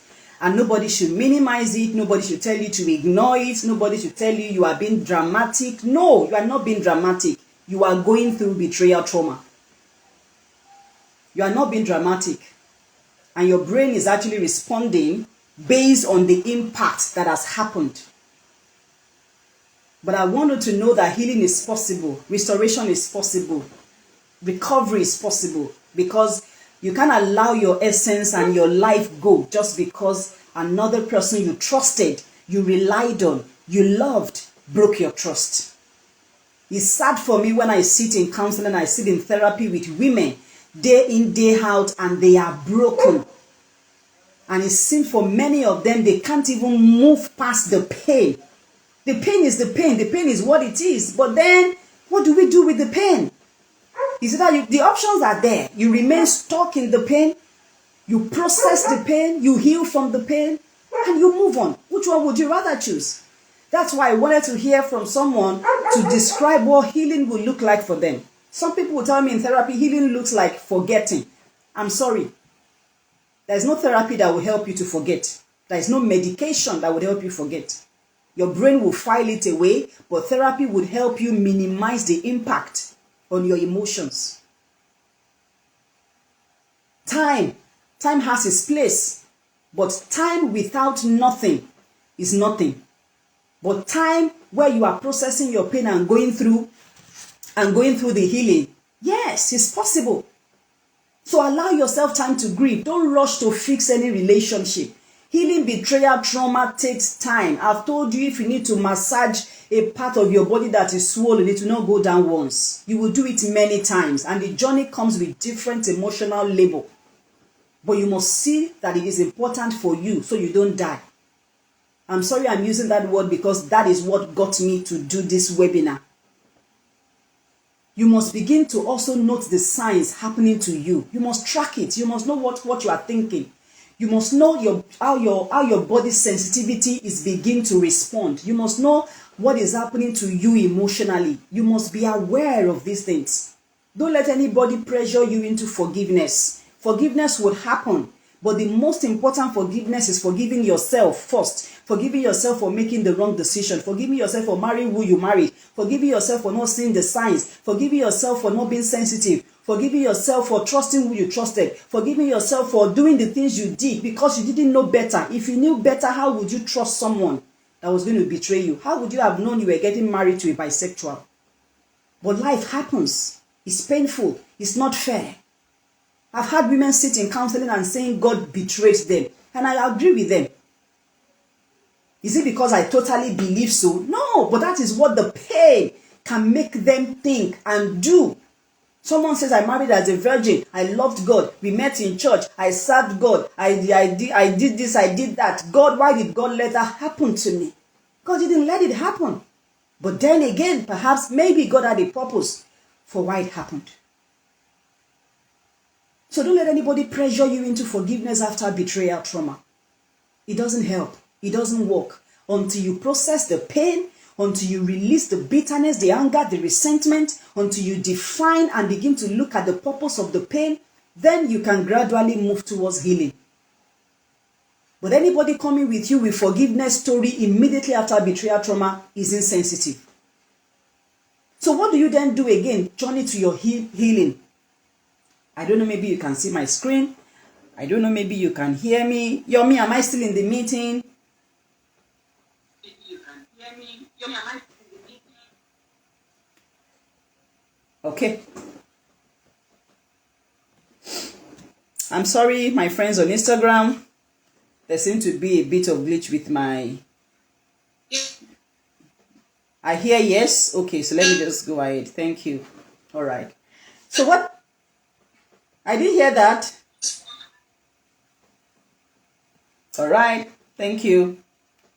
I'll be in the chat room reading any message for me. Okay. So the next thing I want you to also remember on this journey to healing and recovery and wholeness is that you want to re-evaluate the relationship that caused you this much pain. You want to re-evaluate that relationship, and you would have to confront the question: should you stay or should you go? And nobody is going to make that decision for you. Nobody has the power to make that decision for you.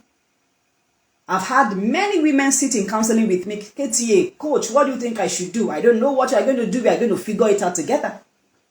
Because what I'm helping you do is to process the pain. Processing the pain meaning we are looking at what has happened, how it's impacting your life, how it's affecting you, how it will likely affect you if nothing changes. And if you are ready to go on that path, on that journey, if that's how you want to live life. But we are saying that no. Because I have seen firsthand how betrayal trauma can affect anybody. You are going to have that conversation to reevaluate the relationship. Either it was parental, either it was betrayal. So sometimes when I am in therapy and someone says, I can't forgive my father, initially I will nod my head and agree with them because I don't know the kind of pain that person is going through and I don't want to minimize it. But in my years of practice, I have had some stories and I said, if this is your decision, I think it's a decision to protect yourself. And that is fine. If you are going to heal from betrayal, you must choose your regrets. You must choose your regrets. See them for what it is. Begin to heal from them. Forgive them. Own it. Yes, you have to, at some point, it's some of the things you have to confront as you begin to heal. You are going to choose your pain. You are going to choose the regret because, yes, some regret will come on that journey. So if I tell you, oh, you are not going to have some situations where you will confront it, no, I'm not being truthful to you. Another thing you want to do, like someone mentioned earlier, trusted friends that you can talk to.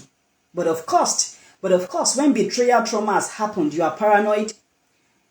To trust becomes very difficult. It's hard. Who do you open up to? And that's how people begin to isolate. They begin to withdraw from their circle, their friends, because you're not sure. How do you go through from you having a close friend who visited your house on a Saturday to discovering on a Sunday night that she had been sleeping with your husband? How do you go from that to trusting somebody else, to opening your doors and arms to embracing another friend? It's difficult. So that's why we don't judge people when they are sometimes far away. When they are not the one that will invite you into their house. You don't know their story. You don't know their journey. But then you still have to find, because one of the ways to heal is also to allow life and love to find you as you begin to heal. To know that one person offended you, oh, there are lots of 1,001 good people still waiting to love you. So talk about the way you feel. Talk about the pain to people you can trust, sensible people. Look for a therapist, a counselor. That is the work we do. We have the house to allow you to vent, to rant, to pour your emotions on us, just so that we can help you. Because if you don't do that, it would also begin to affect you, right? Because the emotions that come with betrayal trauma is difficult, it's negative, it's hard, but you have to accept it. That confusion will come, shame will come, disrespect will come, feeling lonely will come, feeling sad, feeling an anger, it will come. Feeling naked. And that's why part of what you need to do on this journey is that you show yourself some love, some self-compassion.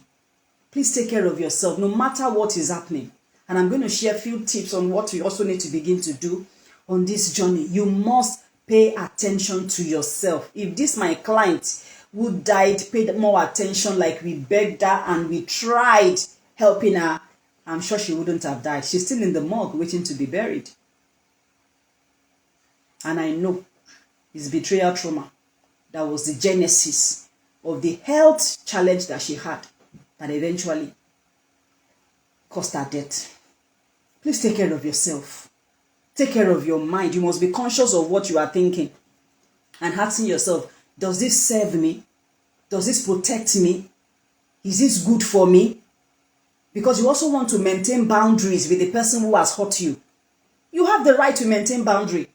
And then you have a right to come up with your terms for reconciliation if you want to reconcile. You come up with your terms. You come up with what you are open to and what you are not open to. You come up with what you can accept and what you cannot accept, because now you have to focus on yourself. Yes, you have been hurt, you have been betrayed, you have been humiliated, you have been shamed, you have been exposed, you have been disrespected.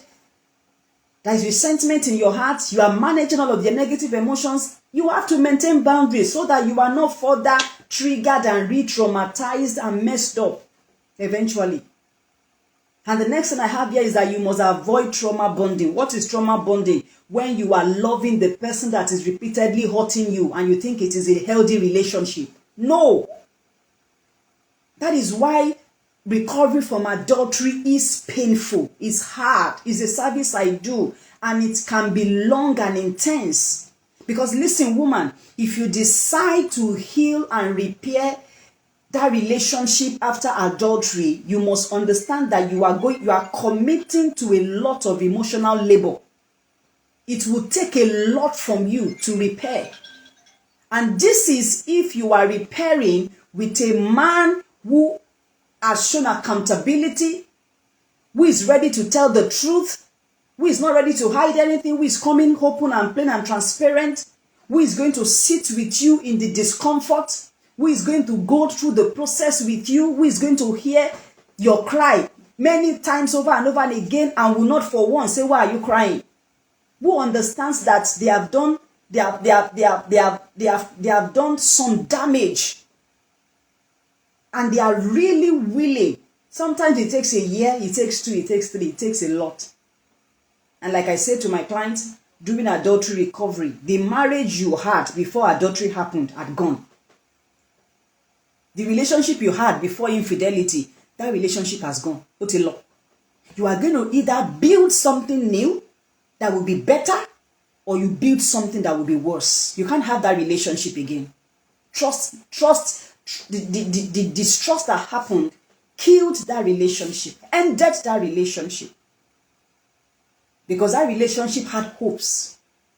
You believed in the relationship because you didn't know that the person was cheating, or they were going to betray you. You had plans, you had goals. So now that you want to recommit, woman, you must know that you are recommitting to work. Because you are not going to hang that their fault on their neck for the rest of their life if they want to rebuild.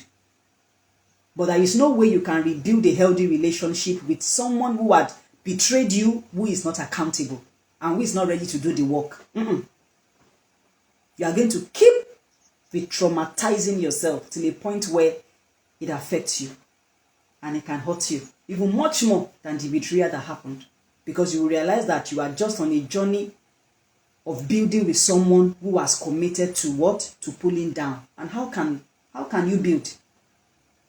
So there are a few techniques I want you to learn to help you regulate your nervous system. When trauma happens, the part of your brain that controls the executive function is usually hijacked.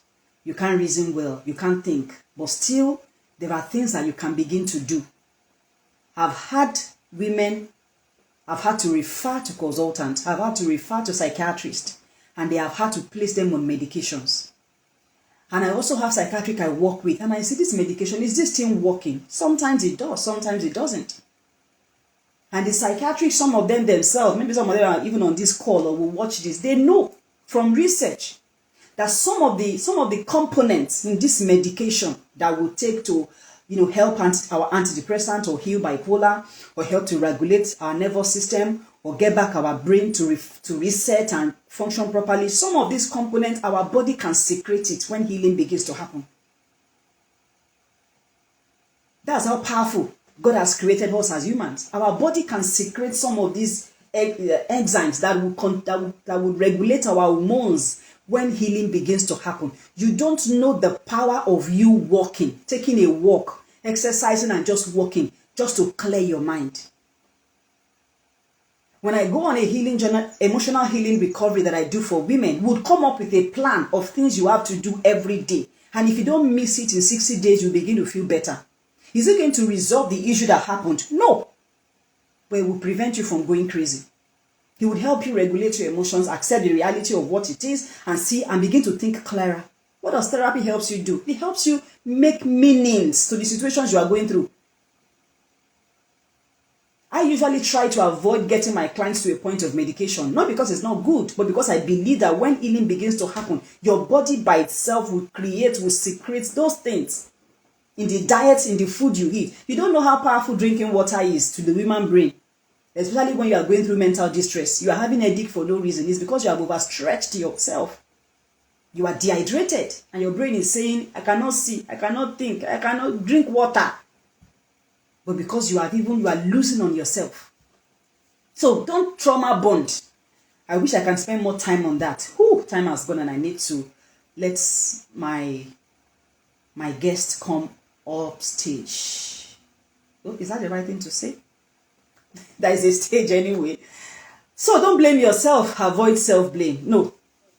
Don't blame yourself. I've said it before. I've said it again. You are not the one who broke the covenant. You are not the one who cheated. You are not the one who betrayed the other person. All you did was show up like a lover.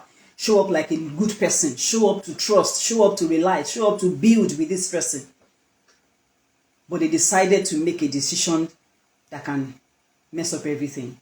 So what are some of those things? Let me share that with you, and maybe I can take a pause and come back if there is still time to share on the few things. What are those things that can help you calm down?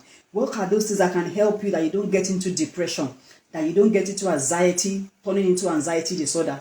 How can you regulate? How can, when you are feeling panic, when you are feeling agitated, when you are feeling unrestful, how can you calm your body? How can you call your body to order? How can you tell your brain, I don't want to go crazy. I don't want this thing to affect me more than this, because it does affect humans.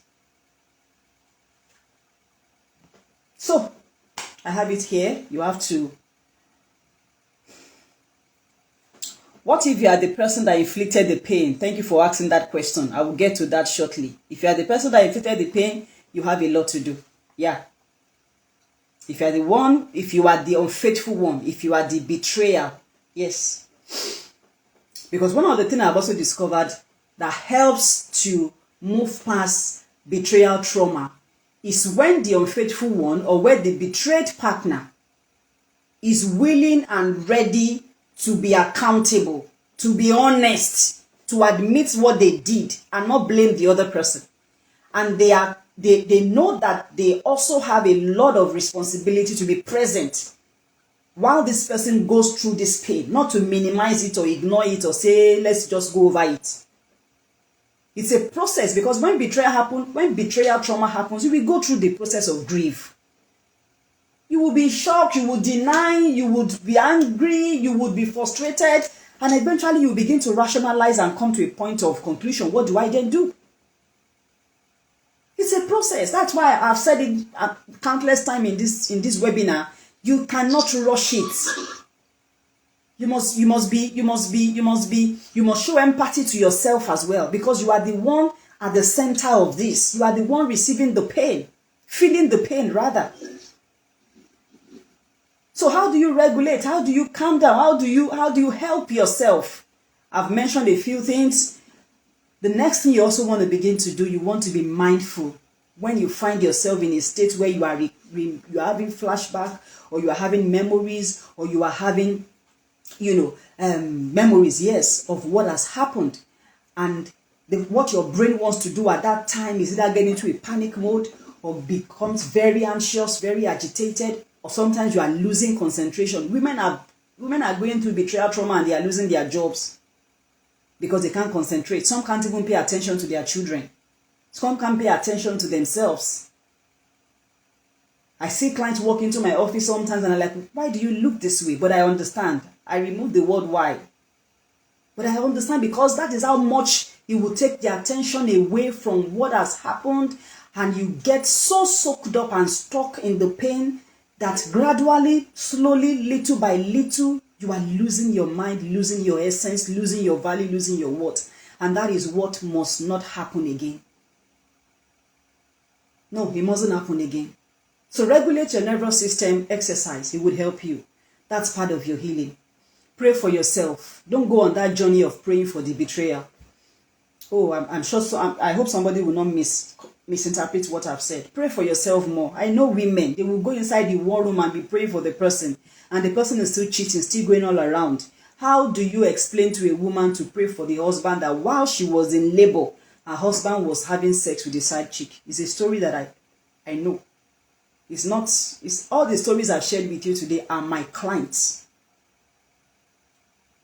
How do you now tell such a woman to forgive and move on and be praying for that man? I call it sometimes spiritual stupidity. I'm sorry. But because I've seen a lot happen to women, and it has to stop. And they will say, oh, it's because the devil is afflicting him. So who brought it on him? You? You will pray for yourself first. You will focus on yourself first. You will heal your mind first. You will pay attention to yourself first. You will take care of yourself first. I'm not saying abandon the other person, especially when the person has shown that they are remorseful and they want to be accountable and they want to repair and rebuild the relationship. Then the conversation is different. Like I said, you have a decision to make to stay or not to go. Go exercise. I also tell women, when you find yourself overthinking, one of the tools, very powerful tools that is very simple and easy, that almost all the women will tell me has helped them to feel safe and calm in the moment, is to start counting your numbers backwards. I've told you, exercise, eat healthy, sleep, take nap, drink water, and count your numbers. You just find out that you can't rest. Your body seems to be, dysregulated, and you want to calm your nerves. Pick a number, say for instance 650, and you want to count 650 backwards. You can even try that right now. That action requires you to use your sensory organs. It requires you to be active. It requires you to activate your brain to actually exercise. And there is no way you can do that and still be nervous at the same time. There's no way you can do that and be panicking at the same time. Because there's no medication I will give you to heal betrayal trauma. If it gets to that point, we are helping you maybe to deal with depression or bipolar or psychosis or something. But like I've told you, your body has the capacity to secrete all of these things.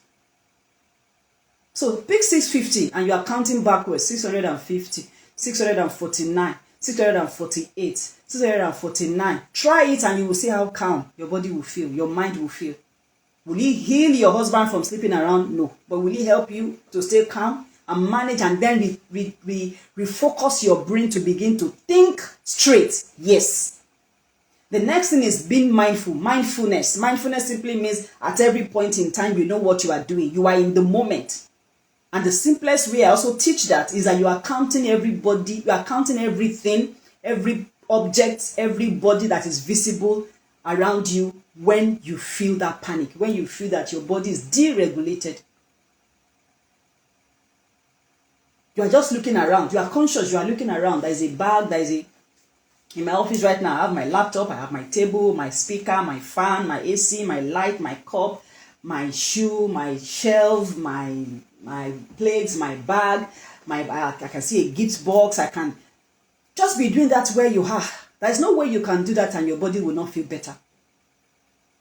These are things people do every day that takes them on this journey to healing.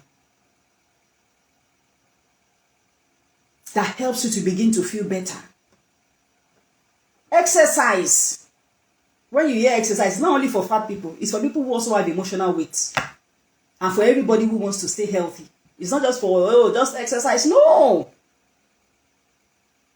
What happens to your hormone? What happens to your body is beyond explanation except you do it. Because your body begins to release happy hormones. You feel lighter. You feel happier. Dopamine is pumped in your body. Oxytocin is pumped in your body. Adrenaline is high because you have done some push-up. You have carried weight. You have lifted. You have moved your body. Because one thing trauma does is that it wants to keep you isolated. And when you are isolated, you are in one position. You are not moving. The trauma stores more in your muscles, in your body. So you are always having body pain, chronic body pain, chronic body muscle strains. Because you have to move. These are things that would help. If you have to cry, please cry. Cry. Cry it out. Release it. Let it out. Those glands are healing. As you are crying, as you are exercising them, it's part of your healing.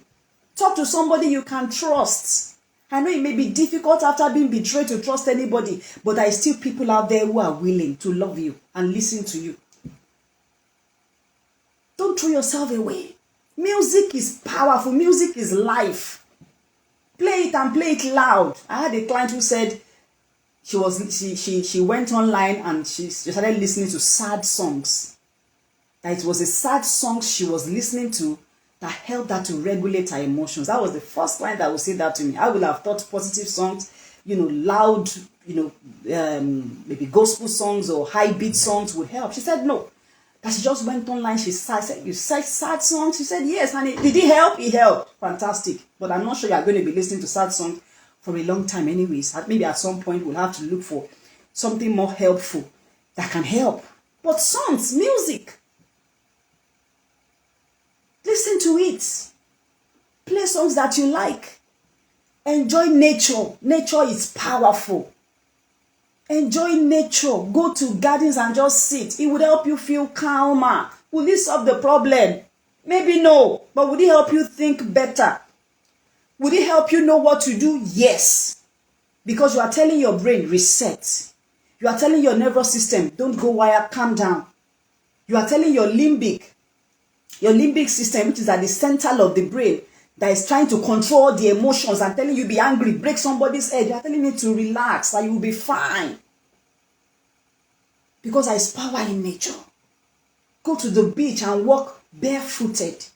Organize picnics with few friends that you like.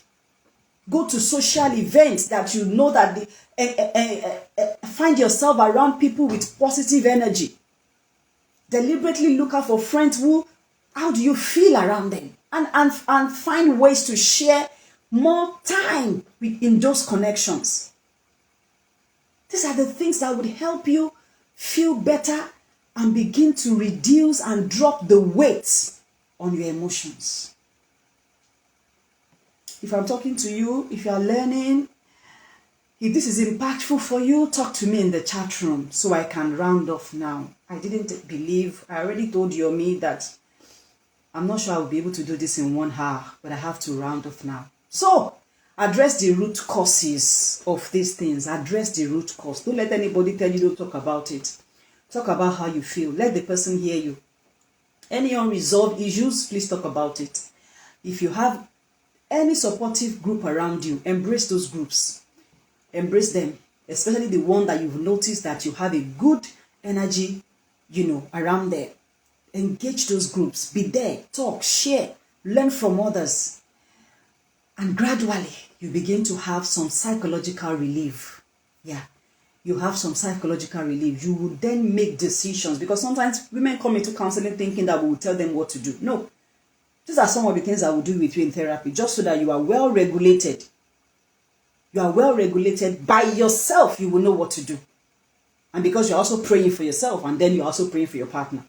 You will know what to do. Gradually, you begin to feel better. You begin to have clarity. You begin to realize this is what I can accommodate. This is what I can accommodate.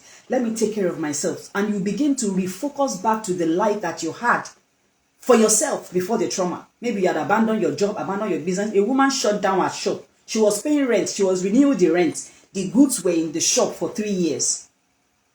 because she was going through trauma. Yeah. She shut down the shop. Every year she would renew. The goods were inside. She didn't open, she didn't sell. She shut down everything. It was when she came into therapy, I said, no, what was life like for you before all of this happened? What were the dream? Well, I was about to go back to China to go for more supplies. Let's go back to that life. Let us refocus. What were you? You wanted to take a course. Go back to your course. You wanted to travel. Go back. Your brain will then begin to reset and get you back to the life that you were before the trauma happened. Considering yourself personally. Not the dream that you had with the other person. No, yourself. Except, of course, like I said, if the conversation had gone beyond, you don't want to go. You want to stay in the relationship. If you want to stay, it's okay, but you must be because you know what you want. Nobody is forcing you. And nobody has that power. When clients are asking me, should I stay or should I go? We are going to get to that decision. It's what you want. You must know your triggers on your healing to your journey. You must know the things that trigger you so that you can prevent it. You must know the things that can re-traumatize you so that you can sometimes you may not have the soul, you may not have the power doesn't lie on you solely on how to prevent those triggers, but you must know them and you must have conversations with the person. That's why I said if the environment is too toxic, it is going to be harder for healing to happen. However, healing can still happen because you are going to already have an internal representation of your situation and you will conclude this is my reality and this is the posture I have decided to take in this marriage. Because many I have seen is that trauma bonding is what is happening. They are not healing. The relationship is not getting better, but they are there because the person throws trauma, apologizes, throws sweet, and then they move on. The person traumatizes them, apologizes, gives them money, and they move on. The person and so they are there, and so they eventually bonded with an unhealthy human, building an unhealthy relationship, affecting if they have children, affecting the orientation of what relationship and life should look like for the children. That's not my focus for today. I'm reminding you again, please pray for yourself. Pray for yourself. Let God know, yes, God understands our pain. He does. And forgive yourself. Forgiving yourself will take time as well because you will keep thinking, how did you get here? How did I get here? How did I not see? How did I not know? How was I so naive? How was I so... But you have to forgive yourself that you are human. And humans make mistakes. You are not perfect. You must make your days count. You must make them count. What were those things, like I mentioned, you were doing before? What do you want to do? What are the dreams that this thing will birth in you? Come on. I see some women, after therapy with me, after going through all of this, they just realize that they have just been living for the man. The man they have been... A woman said, if my husband is around, I cannot do anything. All the attention and focus is on him. I said, that's how life should be now. Lover girl. But unfortunately, you were the only one in the relationship loving that much. The other person wasn't seeing your value or your worth. And this woman I'm talking about, I recall her very well. She's in her 50s. She said, I just realized that I've not been living. She said she was grateful the adultery happened because what happened in her life in a space of 2 or 3 years, it was as if, where have you been all this time? But what happened? She just focused on marriage, my husband. But that is how it should be. If the person was also giving you the same energy and vibe, but no. They had others. When they say they will forsake all others, but no. They forsake you and they took all others. And there is no way you can build with such a person. So, make your days count. Get back to what you were doing before. You are going to fight for your purpose. You are going to fight for your life. Fight for your purpose. Don't let your brain just dictate what you will do because of the emotional pain and the distress. Get all the help that you have to get. Go and save up and come into therapy. Because what I'm sharing with you today is like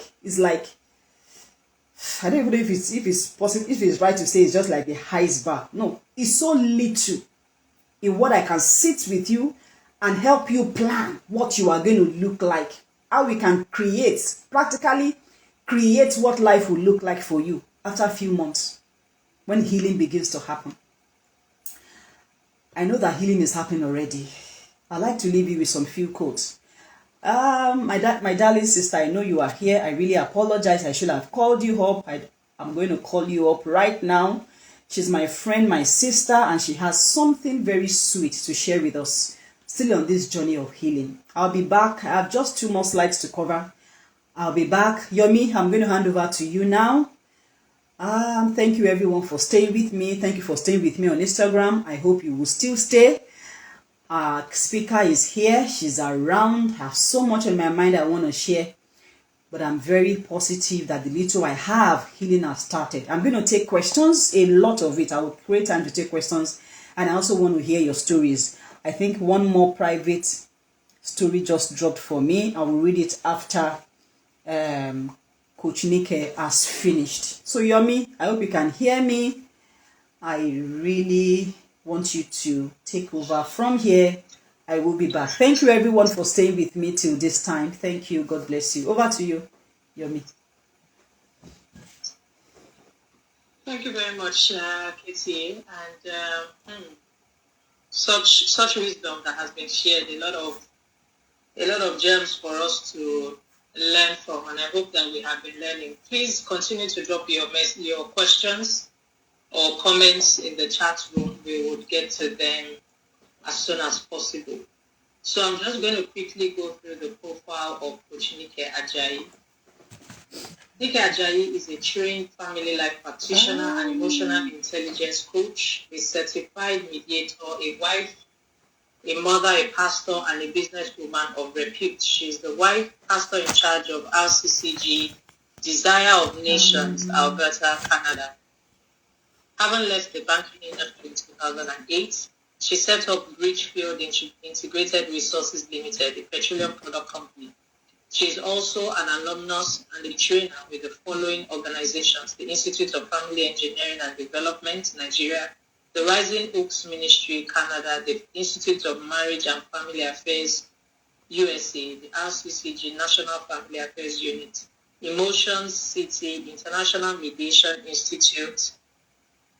Presently, Nike and her husband, Shola Ajayi, are founders of Realm, Relationship Essentials and Life Matters, centered on helping individuals and families express wholeness in their personal lives and relationship. Their academy, Realm Academy for Family Life,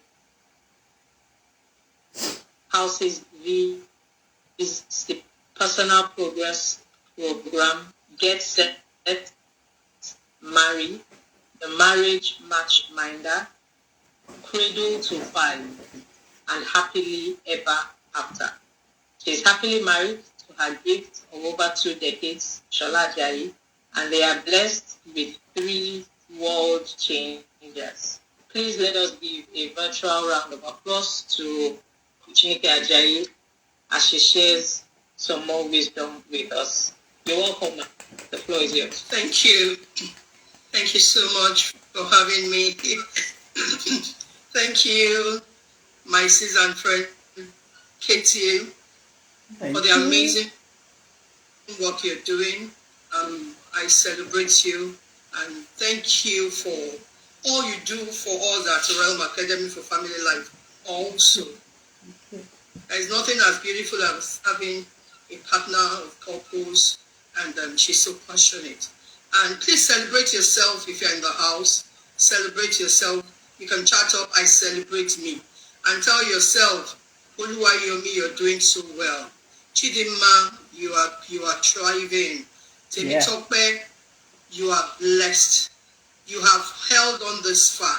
Say something and mention your name. Affirm yourself. Validate yourself.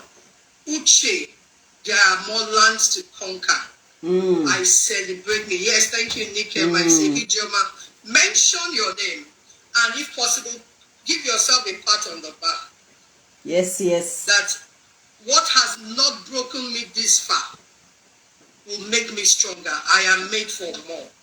Celebrate yourself. Bolaji, you are doing greatly. Just mention your name. Biodun, you are on the journey to fulfillment, more fulfillment. The fact that you are here shows that there is more that is coming with you. Thank you. Thank you, Yanolua. Thank you, Idowu. Thank you. I can see that. Celebrate yourself. Thank you. And thank you for having me. I'm grateful for this privilege. And thank you, Coach Kemi. It's been a very loaded session. I have a whole lot of our community here, and they are chatting at the balcony that this is a loaded session, and it's been wow, insightful. Thank you for all you do. So let's hit it, because we have a few minutes to do this, and Coach Kemi has actually helped me, because many of the things I have on the slide, she has actually addressed them head on. So let's see how we go on. I would ask you a question. If we were to be given a blank check now, a blank check to fund your project, what do you have in mind? What would you do with that blank check immediately? Can you drop your comment?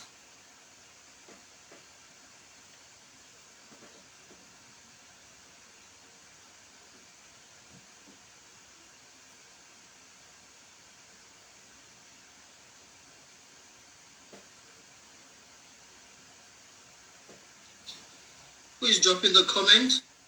I'm waiting at the comment section. And at the same time, I hope, is my slide visible? So do you have the capacity to share my slide? All right, let me. No, yeah, I think you should be able to. You can. Please try. So I'm trying to do. Okay, Yes. I would also try and do that from my hand now. You can share your screen. You can share your screen, but let me also try and do that for you while you Okay. try to do that as well.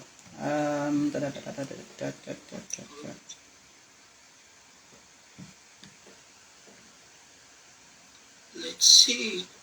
Okay. Okay. I think I'm trying. Yes. So let me see on the comment section if we have. Thank you. Yes. We can see to you are use my presenting button. now. All right. Thank you. Yes. I can see my. So I'm just trying to see read the comment to see anyone. So the challenge is, okay, maybe you help me with the comment. If you have a blank check, what would you have on the project without thinking? Right. Maybe you saw Jagaban today, and he gave you write a blank check on that purpose. Yeah. For a purpose, what would you do? Uche dropped a comment. Uche says, Okay. with a blank check now, I will fund Fixed Marriage Foundation to facilitate abused and violated survivors rehabilitation. That means building a facility or something like that. We have many we have supported to heal and start again. There are many on the line. That's what Uche says. Thank you. Joseph. I saw Joseph too. Okay. Joseph, 10 billion. Awesome. This is good. I'll just write 10 billion USD. Right. 10 billion. 10 billion and support dollars. my startup. Yeah. And I'm sure that one has a business plan already. Thank you, Uche. Thank you, Joseph. Let's keep it coming as we also save time. And I like this that Uche has also written, and that it shows that you're already on a journey of purpose. Onuka, Chidima, I'll open a fashion center for girls to encourage making a living and reduce the rate of employment in the country, and also take care of kids who have no one caring for them. Thank you. So it's important that in the process of our healing, we've heard that healing is a journey, and it's not something that will just happen like a magic. Because it takes a process. You didn't get there just at once. And the truth is that, and I keep saying hilariously, even in sessions, that the truth is that we are all traumatized, but the process of healing is how we take it, and the process we follow is what makes us different. But we can choose to have a new beginning beyond our past. Yeah. We can choose to have a new beginning beyond our past. I know there are men in the house, there are also women in the house. So regardless of your gender, trauma has no gender. Trauma has no shape. But trauma is unique to everybody because your journey is valid, your story is valid, is unique to you. But what is important, what has brought us together on this platform is our healing journey and the process. And we are forming a community to hasten that healing. You've heard Katie said many times, we don't have to be there. What has happened, but it must never define us. There is a blank check that is being given to you. And it's not about talking. Because after now, statistics shows that maybe less than 20% might take this to heart eventually. You know, we were taught about the Pareto law, Pareto principles also. So will you be the 80% that just came for this as an event out of sentiment? It was posted, I don't want to. Or would you be the 20%? I pray it's more than that. I hope it's really more than that. But that statistic, that 20% is likely going to make this impact them out of all of us. So the 80-20 rule is profound in business, it's profound in any aspect of life. Will you make up your mind to be part of the 20% or more? Or you want to be part of the 80% that attended this as an event? What is going to make that profound for you and I is our actionable plan. What will be your actionable plan afterward? That's why I'm asking about that blank check. Now there is a blank check written and given, and you have to write. But I just want to oil your imagination. I want to empower your thoughts. I believe that in the next couple of minutes you are going to get energized. You are going to get on the run, and if you are getting discouraged, you have a support system that you can run with. That's the purpose of looking at this data and statistics. The truth is that a lot of things that are causing betrayal for us are very emotional, stemming out of relationship and marriage. You've heard Katie talk about a lot of stories. I won't bore you with stories because when we are sharing stories as counselors and therapists, you are sure that the stories are not just, these are the things we have experienced in sessions. And these are the statistics. Now we may not be talking about marriage. For some, they are still in that marriage. For some, they've left. For some, it's relationship. Or whatever it is. But please, I want you to pay attention to the orange box. 90% of the illnesses and diseases is stress-related. Of the 90%, 85% is caused by emotional stress. And these statistics are real. As a matter of fact, I wish I got a very recent one, but this 2022 is still valid. You've seen the statistics. Nigeria has 1 doctor to 10 patients.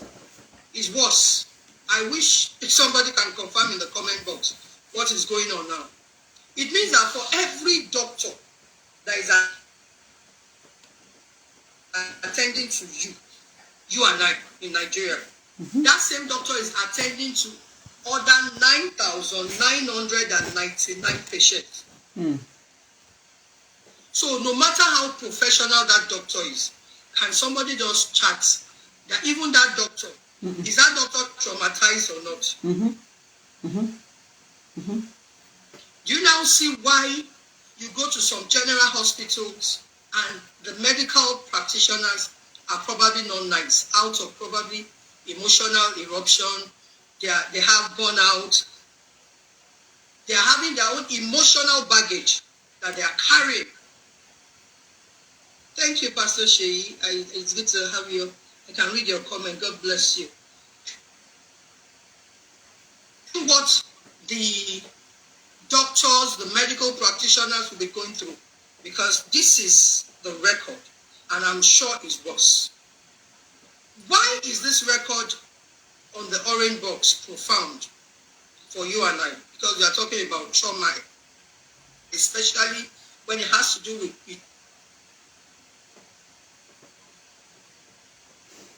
betrayal. It is profound. There are more women. In fact, over 90% of the patients are women. And it's what love has done to them, what trust has done to them. And they are also men, because the truth is that our culture, tradition, even religion has taught men to bottle up. Some men are actually going through a lot of betrayal. And it's important we know that our healing is our responsibility. That's why I'm bringing this on, because when you know that you cannot afford to be a specimen in the hand of a medical practitioner, especially the state at which our dear country, by the grace of God, and through your own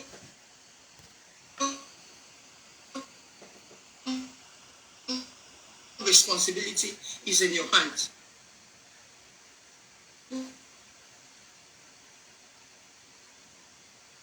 We talked about, we can't dwell there, we've empathized with each other.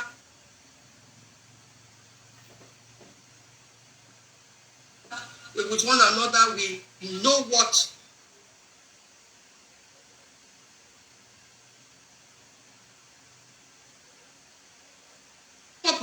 I had a serious business tsunami in one of our businesses together with my husband and our business partner. One of the things we do is in the petroleum products industry, and in 2018 was a month before the tsunami happened. 2 months before that, we were celebrating in millions in terms of profit. And we're looking at the numbers, everything was looking good. And a month after, everything just catapulted into so many business losses beyond our own money and banking money, other stakeholders' money. Because for so long, and we're doing a lot together, and we were the one at the forefront. A very technical thing, I don't want to, because of time, go into it.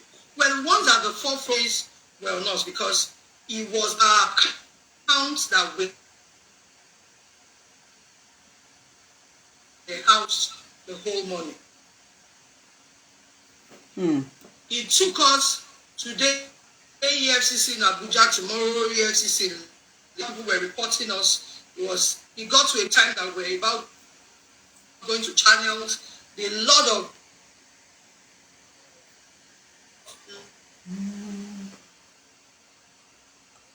law cases, because we are talking of over 500 million naira in 2018. I didn't know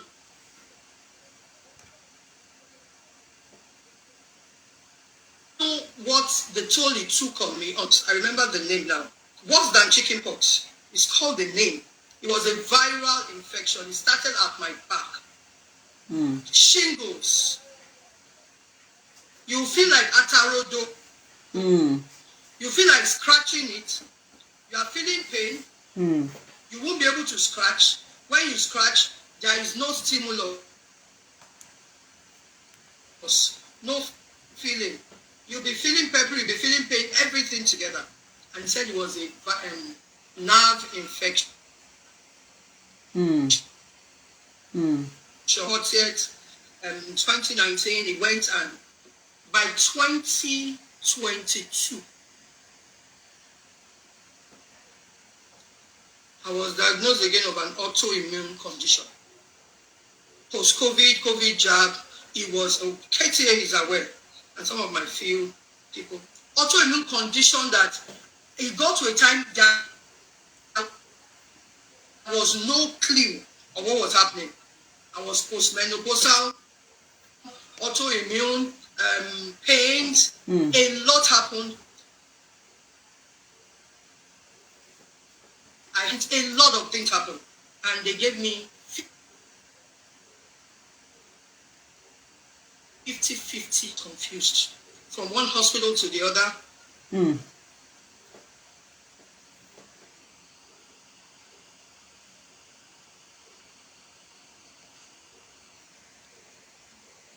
Being in an hospital, basically with several dialysis.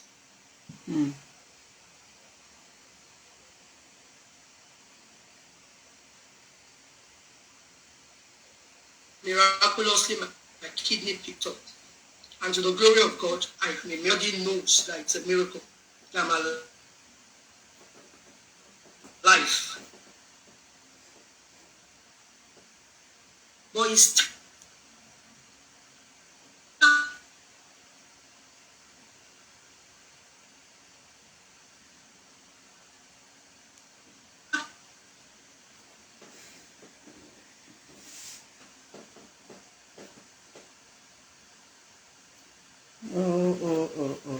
platform. It can come in relationship and marriage. It can come through friendship. It can come through even your pastors or your imams.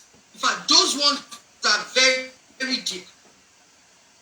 Because anything that affects our spirituality as human beings, because that's the major place that we are supposed to draw strength from.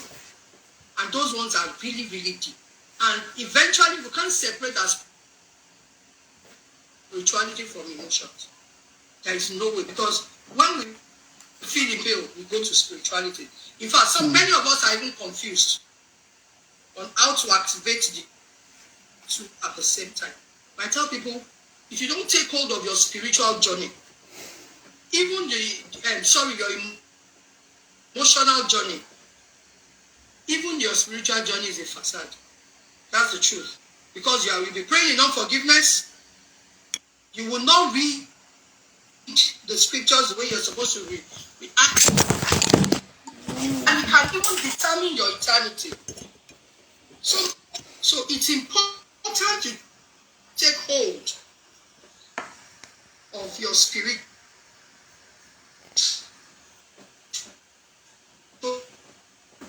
But emphasizing this as a pastor, and because we are Africans, because many of us are religious, but we are not intentionally spiritual. Spirituality is personal, and if our emotions are not wholesome, even Romans 12 says we have to daily renew our life, that we should not get adjusted to the culture of this world.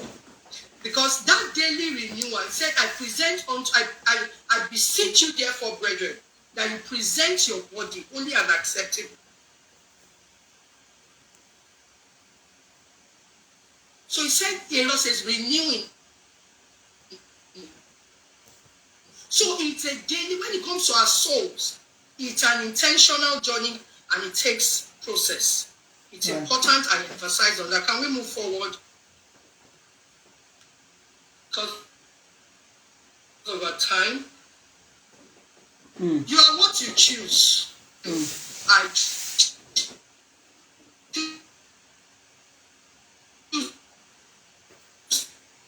to heal. Regardless of the past, we've heard many stories. We are saying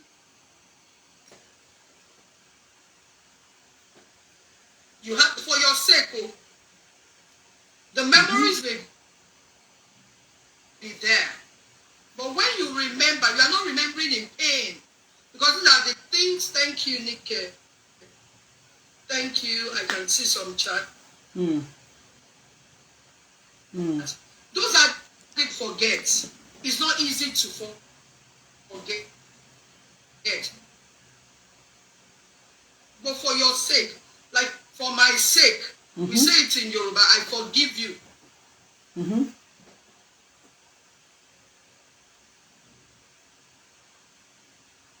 I forgive you, tipe. I forgive you. Because you cannot carry emotional baggage that will hurt your physical health. Because when you are hurt, a lot happens. That blank check, you may not even be conscious, you may not be able to see it, and not talk of writing on it. Purposeful journey.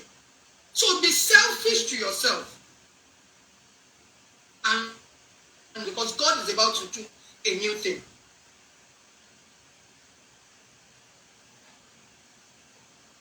In you. Because it wasn't your fault. You are not going to be responsible for the irresponsibility of another human. That is it.